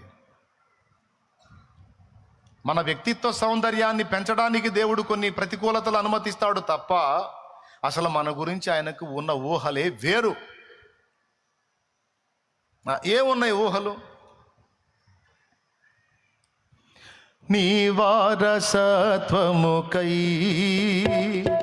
నా జయము కోరింది నీవేనని, అత్యున్నతమైన సింహాసనమును నాకీర్తుటలో నీకు అసాధ్యమైనది ఏమున్నది, అసాధ్యమైనది ఏమున్నది. యూదా స్తుతి గోత్రపు సింహమా, యేసయ్యా నా ఆత్మీయ ప్రగతిని స్వాధీనమా, నీవే కదా నా ఆరాధన, ఆరాధన స్తుతి ఆరాధన, ఆరాధన స్తుతి ఆరాధన. Praise the Lord, praise the Lord. అసలు ఏంటి ప్రణాళిక, ఏంటి ఉద్దేశం, ఏంటి చెప్పండి? నేను చెప్పిన ఈ రెండే కారణాలు. మొదటి ఉద్దేశం ఏమో మనము ఉన్నత స్థితిలో ఉండాలనేది దేవుని కోరిక, ఊహ, తలంపు, ఆశ. అన్ని విషయాల్లో, ఈ భూమి మీద అక్కడ కూడా అన్ని విషయములలో ప్రియుడా నీవు వర్ధిల్లాలి,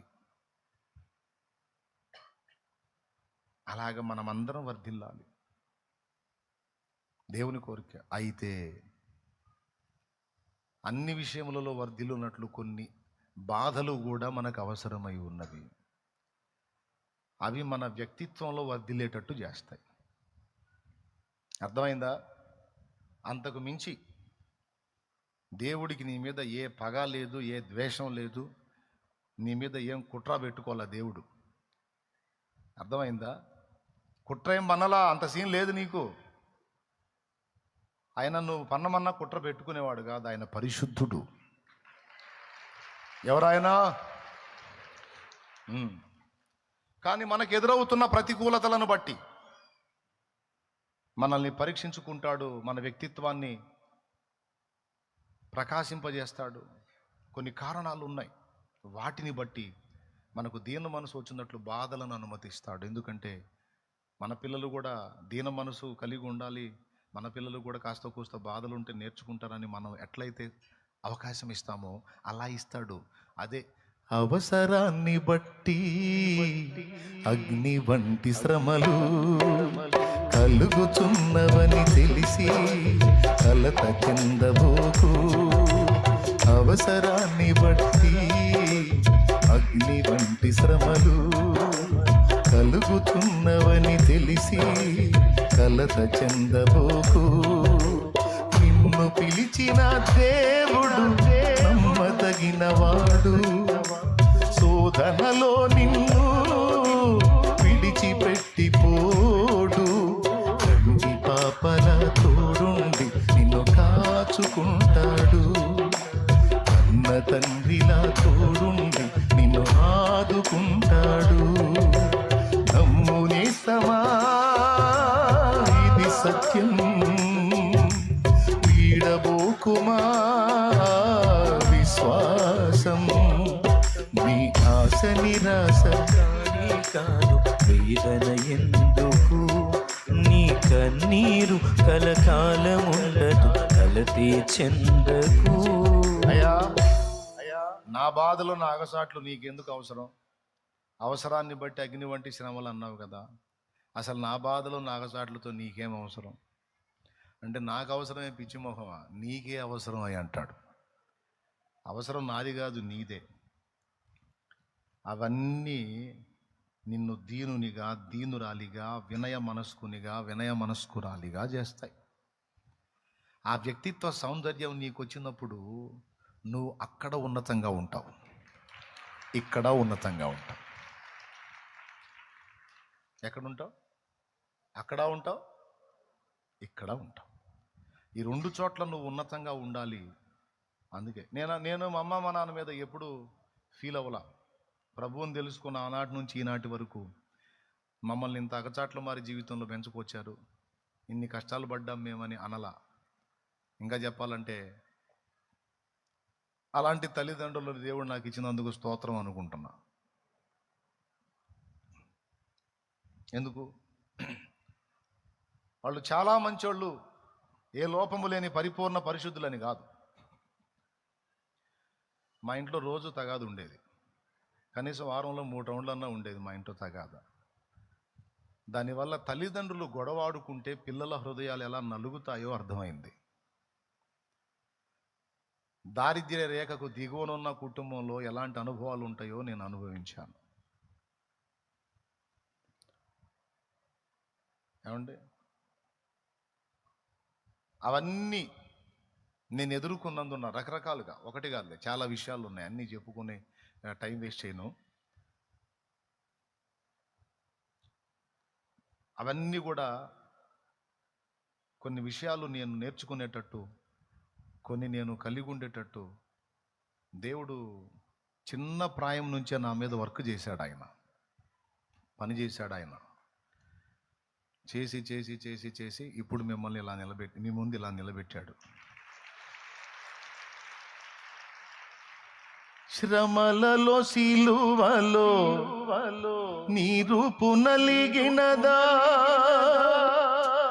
శిలనైనా నన్ను నీ వలె మార్చుటక. పాడండి. శిలనైనా నన్ను నీ వలె మార్చుటక. శిల్పకారుడా నా యేసయ్యా, మలచుచుండివా నీ పోలికగా.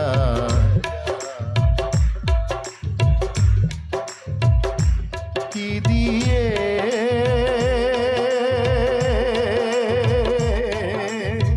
నాయడ నీకున్న నిత్య సంకల్పమా, నాయడ నీకున్న నిత్య సంకల్పమా.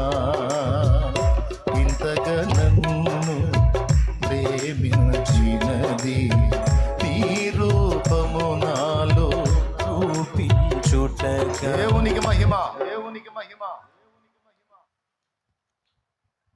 నా పిల్లల్లో ఎవడన్నా ఫోర్స్గా వ్యవహరించాడు అనుకో, నాకు వెంటనే అర్థమైపోయింది. వీడు దీనంగా ఉండాల్సిన చోట ఫోర్స్గా ఉన్నాడు. ఏంటంటే అనుభవం లేదు,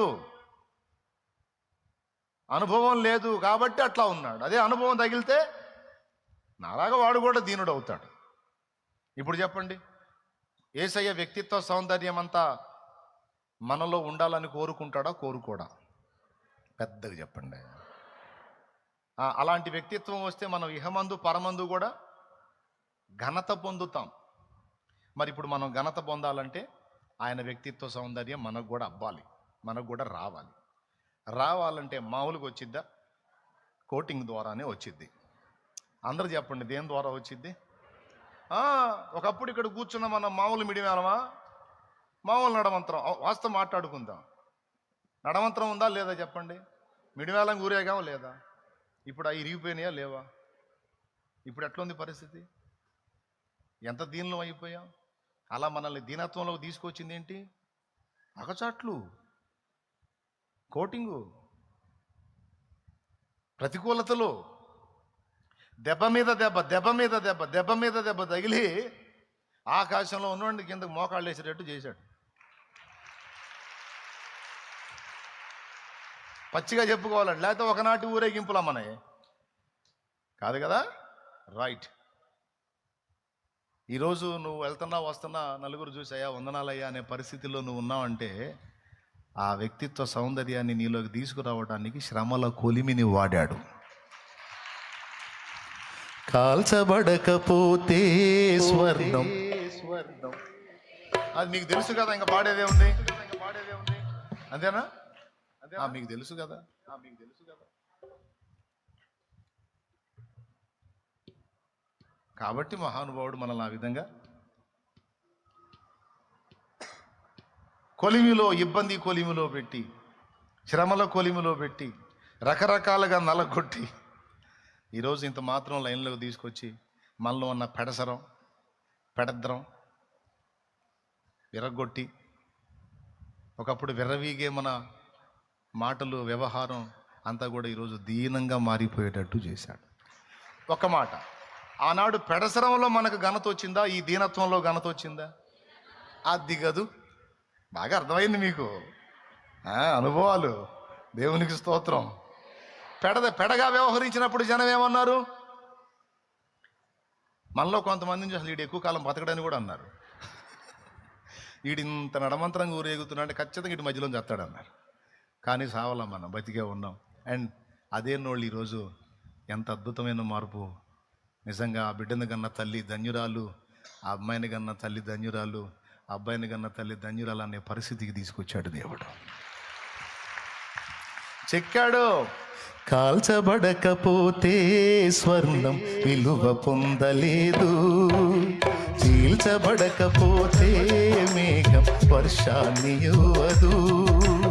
కాల్చబడకపోతే స్వర్ణం విలువ పొందలేదు, చీల్చబడకపోతే మేఘం వర్షాన్ని ఇవ్వదు. దున్నబడకపోతే భూమి పంటనివ్వలేదు, చెక్కబడకపోతే శిల్పం కాదు. శ్రమల కొలిమిలో కాలకపోతే యేసు రూపు రాదు. నువ్వు శ్రమల కొలిమిలో కాలకపోతే యేసు రూపు రాదు. నమ్మునేస్తమా, ఇది సత్యం, వీడబోకుమా విశ్వాసం. నీ ఆశ నిరాశ కానే కాదు, వేదన ఎందుకు? నీ కన్నీరు కలకాలముండదు, కలతే చెందకు. నీ ఆశ నిరాశ కానీ కాదు, వేదన ఎందుకు? నీ కన్నీరు కలకాలముండదు, కలతే చెందకు. దేవునికి మహిమ. మీ అబ్బాయి అమ్మాయి దీనత్వాన్ని నేర్చుకొని మంచి పేరు తెచ్చుకొని మంచి సాక్ష్యం కలిగి ఉండాలని నువ్వెట్ట ఆశపడతావో, మీ నాన్నగా మా నాన్నగా మనందరి నాన్నగా ఆయన కూడా అంతే ఆశపడతాడు. అంతేగాని అందరూ కలిసి తిట్టేటట్టు మనం ఉండాలని కోరుకుంటాడా అమ్మా? అస్సలు కోరుకోడు. కాబట్టి మనలో ఆ వ్యక్తిత్వం వచ్చినట్లు, ఆ సౌందర్యం వచ్చినట్లు మనల్ని అలా నలగనిస్తాడు. అలాగని పూర్తిగా బూడిద కానీడు. సెగ తగిలి మనం దీనిలో అయిన తర్వాత, మనం బెండ్ అయిన తర్వాత వాటన్నిటిని తీసేస్తాడు.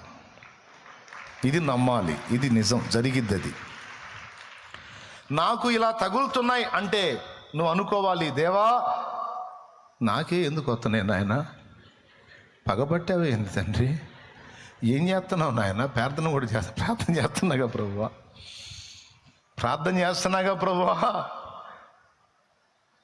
అన్నీ చేస్తానే ఉన్నాగా ప్రభా, ఏంది నాయన నాకు ఈ బాధ లేదు నాయన, అసలు ఏంది నాయన అని కాదు అనాల్సింది. ఏమనాలి అంటే, దేవా నాకు ఇదిగో దీనిని అనుమతించావంటే ఇది నాకు అవసరమై ఉన్నది, అనవసరంగా నువ్వు రానియవు నాయన. దీని నుండి నన్ను దీనునిగా చేయాలనుకున్నావో, లేకపోతే నన్ను దిద్దుబాటు చేయాలనుకున్నావో, ఏం చేయాలనుకున్నావు నాకు నేర్పు తండ్రి అని నువ్వు వినయంతో దేవుని ముందు కూర్చుంటే, ఆహా నా మనసును అర్థం చేసుకున్నావు నా కుమారి, నా మనసును అర్థం చేసుకున్నావు నా కుమారుడా, చాలు సంతోషం కలిగించావు నాకు, ఇంక తీసేస్తాలే అని ఎందుకు రప్పించాడో ఆ సంగతి నేర్పి తీసేస్తాడు ఆయన, తీసేస్తాడు. ఏం నువ్వు అనుమానం పెట్టుకోవాల్సిన అవసరం లేదు. ఫైనల్గా చెప్తున్నా మళ్ళీ, దేవుడు నీ మీద పగ కలిగి లేడు, నువ్వంటే ద్వేషం కలిగి లేడు. పిచ్చి ఆలోచనలు చేయొద్దు తమ్ముడా చెల్లెమ్మ. పరలోక మహిమను నీ కొరకే విడిచెను, తన ప్రాణము పెట్టి నిన్ను బ్రతికించెను.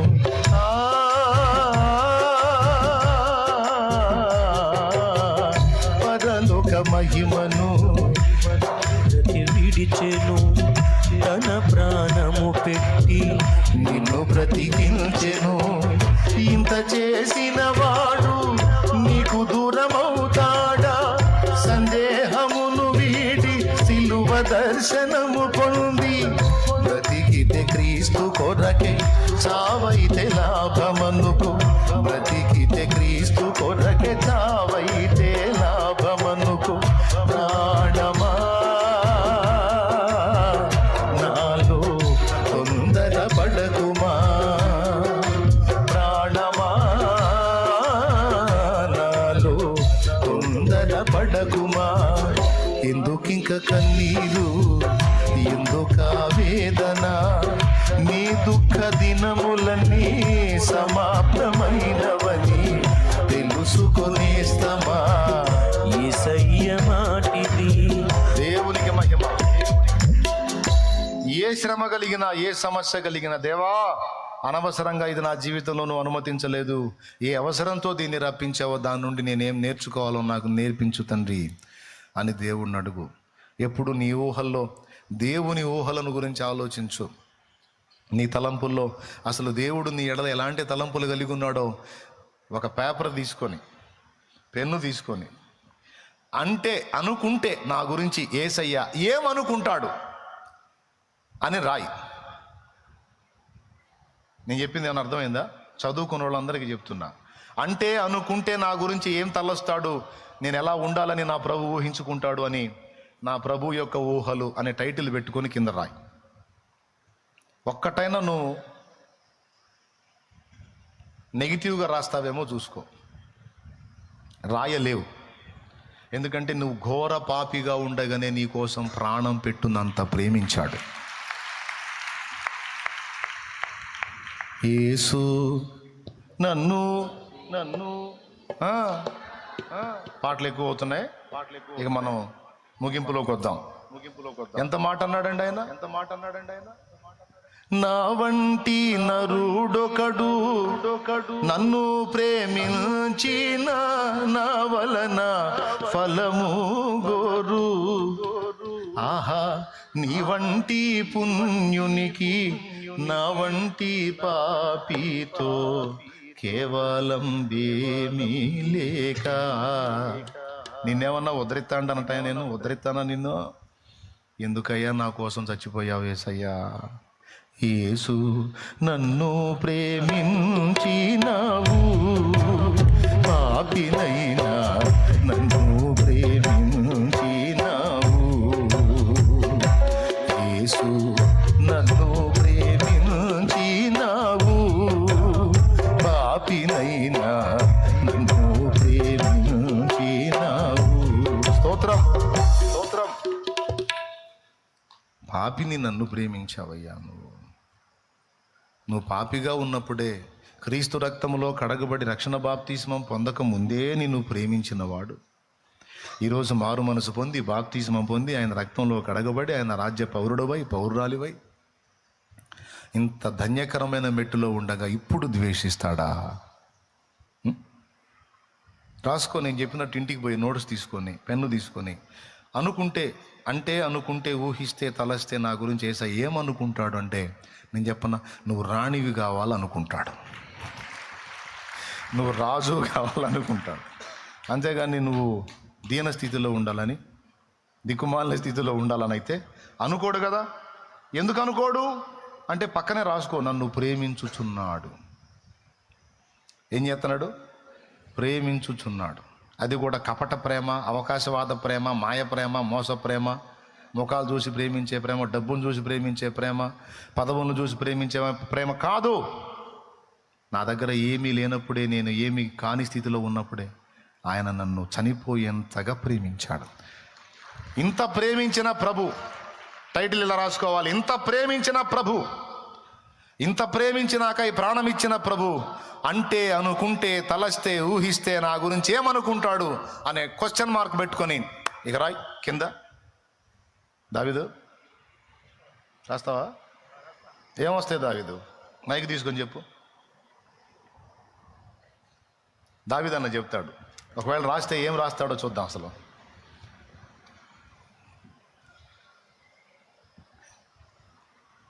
నా దగ్గరికి రావయా, కొట్టను కానీ చెప్పు. నువ్వు అసలు ఏమనుకుంటాడు నీ గురించి యేసయ్య? నువ్వేమనుకుంటున్నావు చెప్పు.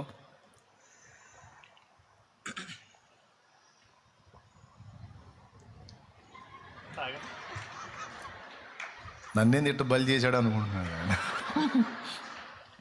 ఏమనుకోవట్లేదా నీ గురించి? ఏమనుకుంటాడో చెప్పు. రాజుని చేయాలనుకుంటున్నాడు. రాజుని చేయాలన్నమోయ్, రాజు కావాలనే. ఓకే సరే, కానీ రాజు అనేకులకు ఆశీర్వాదకరం చేయాలనుకుంటున్నాడు. అనుకుంటాడా? అంతేగాని అనేకులకు శాపంగా చేయాలని అనుకోడుగా. అనుకోడు. ఆశీర్వాదకరంగా అంటే నీ వల్ల ఇతరులు కూడా దీవించబడే స్థాయిలో నువ్వు ఉండాలని, ఇతరులకు కూడా ఆశీర్వాదకరంగా నువ్వు ఉండాలని అనుకుంటాడా? అవునండి. రైట్. రెండు ఇంకా అనేకులకి మాదిరిగా కూడా ఉంచాలి అని అనుకుంటాడు. మా అబ్బాయి అనేకులకు మాదిరిగా ఉండాలి. రైట్, మంచిదే. అనేకులను వెలిగించటకు దేవుని ప్రేమను బట్టి ఇతరులను కూడా ఆయన వెలుగు ద్వారా నింపబడి ఇతరులను కూడా వెలిగించాలని కోరుకుంటాడు. మా వాడు అనేకుల్ని వెలిగించేవాడు కావాలి. అబ్బోయి బాగానే ఉంది, వైనంగానే ఉన్నాయి అన్ని. అనేకుల్ని నేను కూడా ధైర్యపరిచి, పిరిగివాడిని నన్ను ఆయన ధైర్యపరిచి ఇతరులు నేను ధైర్యపరిచే శక్తిని ఆయన నాకు ఇవ్వాలనుకుంటాను. ఇతరులను మా వాడు ధైర్యపరిచేవాడు కావాలి, ధైర్యం జరిగిన వారికి ఊతం ఇచ్చేవాడు కావాలి అనుకుంటాడు. కానీ మావాడే అదురులో బతకాలి, దడలో బతకాలి అని అయితే అనుకోడు కదా. అనుకుంటాడా? నా బిడ్డ జీవం పొంది నేను ఇచ్చిన ఆయుష్కాలం అంతా ఆనందంగా అనుభవించాలని కోరుకుంటాడు, కానీ ఆత్మహత్య చేసుకొని సావాలని కోరుకుంటాడా? భార్య ద్రాక్షవల్లి వలె, పిల్లలు భోజనపు బల్ల చుట్టూ ఒలీవ మొక్కల వలె ఉండాలని కోరుకుంటాడు, కానీ కొల్ల సొమ్ముగా అప్పగింపబడాలని కోరుకుంటాడా? మరి వాళ్ళు ఎందుకు అలా అనుకున్నారు? దేవుని ఊహలను, దేవుని ఆశలను, ఆలోచనలను గుర్తుపట్టకుండా దేవుని మీద రివర్స్ అయ్యి ఏమన్నదో తెలుసు. అక్కడ మన కొరకు ఒక నాయకుని ఏర్పరచుకొని మళ్ళా మనం లోకంలోనికి వెళ్ళిపోదాం, ఐగుప్తులోకి పోదాం అనుకున్నారట. అంటే దేవుడు మనల్ని అన్యాయం చేయడానికి తెచ్చాడు, నాశనం చేయడానికి తెచ్చాడు, మన భార్యల్ని పరులకు అప్పచెప్పడానికి తెచ్చాడు, మన పిల్లల్ని కొల్ల సొమ్ముగా ఇవ్వడానికి తెచ్చాడు, మనల్ని కత్తివాత చేత చంపడానికి తెచ్చాడు. టోటల్గా మన దేవుడే తేడా. మనకు లోకమే కరెక్టు, పాపమే కరెక్టు, ఐగుప్తు బానిస బతుకే కరెక్టు. వాడు తిండి ఇవ్వకుండా పిల్లల్ని సావగొడతా కొరడా తీసుకొని బాది పని చేపిస్తుంటే అదే కరెక్టు. పగలు మేఘస్తంభమై రాత్రి అగ్ని స్తంభమై ఎండ దెబ్బ తగలకుండా రాత్రి వేళ పురుగులు కీటకాలు జంతువుల దాడి జరగకుండా అగ్నిస్తంభమై నైటు వెలుగిచ్చాడు. లోకమంతటికి చీకటి, ఇశ్రాయేలుకు మాత్రం నైటు కూడా పగలే. లోకమంతటికి ఎండ, ఇశ్రాయేలుకు మాత్రము మేఘము చల్లని నీడ. నా తండ్రి ఎన్ని కార్యాలు చేశాడు. వారిని తరిమిన శత్రువుల్ని, ఐగుప్తుల్ని ఎర్ర సముద్రంలో నిలువున ముంచి పడేశాడు. బండ నుండి మధుర జలాలు రప్పించాడు. చేదైన మారా నీళ్ళని మధురంగా మార్చాడు. ఆకాశము నుండి మన్నాను కురిపించాడు కదయ్యా. ఏందయ్యా వాళ్ళకి చేసిన ద్రోహం? ఎక్కడయ్యా వాళ్ళకి చేసిన అన్యాయం? ఒకళ్ళ కింద బానిసల్లాగా బతుకుతున్న వాళ్ళని బయటికి తెచ్చి స్వేచ్ఛగా బ్రతికే అవకాశం ఇచ్చాడే. వాళ్ళు చెడిపోకుండా పాడు కాకుండా హద్దులు నియమించి హద్దుల్లో విలువలు కలిగి బతకమన్నాడే. ఎక్కడ దేవుడు ద్రోహం చేసింది? ఎక్కడ అన్యాయం చేసింది? పిచ్చి మహారాజు ఎన్ని కార్యాలు చేశాడు. అన్నీ మర్చిపోయి ఈయన మాకొద్దు, మాకు లోకం కావాలి, ఐగుప్తు కావాలి అని వీళ్ళు దాన్నే కోరుకున్నారు. కడుపులో మండిపోయింది దేవుడికి. ఒరే, నేను అసలు ఏమనుకుంటున్నానో నా తలంపులనే గుర్తుపట్టలేదు మీరు. నేను ఏమనుకుంటున్నాను, మిమ్మల్ని ఎలా చేద్దాం అనుకుంటున్నానో, ఎలా చూద్దాం అనుకుంటున్నానో, నా ఆలోచనలు, నా ఆశలు, నా ఊహలే గుర్తుపట్టలేదు. దరిద్రులు మీరు. కాబట్టి మీరు నా విశ్రాంతిలో ప్రవేశించరు. ప్రమాణం చేస్తున్నా, నా విశ్రాంతిలో మీరు ప్రవేశించరు. మీరు మీ శవములు ఈ అరణ్యములోని రాలిపోతాయి పొండన్నాడు. ఎందుకంటే దేవుడు ఏమనుకుంటున్నాడో ఆయన ఊహల్ని గుర్తుపట్టలేని మూర్ఖులయ్యారు. ఫలితంగా ఇద్దరు తప్ప 6 లక్షల కాల్బలం అన్న మేము మొత్తం అరణ్యంలో రాలిపోయారు. 40 ఏళ్ల జర్నీ అయిపోయింది. వాళ్ళ శవాలన్నీ అరణ్యంలో రాలిందాక అరణ్యంలోనే దిప్పాడు వాళ్ళని 40 ఏళ్ళు. మా పిల్లలు కొల్లపోవుదరని మీరు చెప్పారు కదా. కొల్లపోవటం కాదు, మీ పిల్లలకు దాన్ని స్వాధీనపరుస్తానని తండ్రుల అరణ్యంలో రాలగొట్టి పిల్లల్ని వాగ్దత్త దేశమునకు చేర్చాడు. బిడ్డలారా, దేవుణ్ణి బాధ పెట్టకూడదు, దేవుణ్ణి దుఃఖపరచకూడదు, దేవుని గురించి పొరపాటుగా ఆలోచించకూడదు. దేవుడు నీకు నాకు మనకి కొన్ని పరిస్థితులను రానిస్తే వాటి వెనక ఆయన ప్రణాళిక ఉంటుంది, ఉద్దేశం ఉంటుంది, మనకు నేర్పే విద్య ఉంటుంది, ట్రైనింగ్ ఉంటుంది, మనల్ని ప్రక్షాళన చేయటం ఉంటుంది, మనలో ఎగస్టాలను తొలగించటం ఉంటుంది. మనకి ఏదైనా ఒక అనుభవాన్ని రానిచ్చాడు, ఒక శ్రమను, సమస్యను, బాధను, వ్యాధిని, శోధనను, కష్టాన్ని రానిచ్చాడు, కొన్ని మాటలు మనల్ని తగలనిచ్చాడు అంటే దాని వెనక కారణాలు ఉంటాయి. మనల్ని హెచ్చించడానికి కావచ్చు, లేదా మనల్ని దీనులు చేయడానికి కావచ్చు, మనలో ఉన్న ఎగస్టాలని ప్రక్షాళన చేయడానికి కావచ్చు. అనేక కారణాలను బట్టి కొన్ని పరిస్థితులు మన జీవితంలో దేవుడు అనుమతిస్తాడు. గుర్తుపెట్టుకో, దేవుడు అన్యాయస్తుడు కాడు, ఆయన నిన్ను ప్రేమిస్తున్నాడు.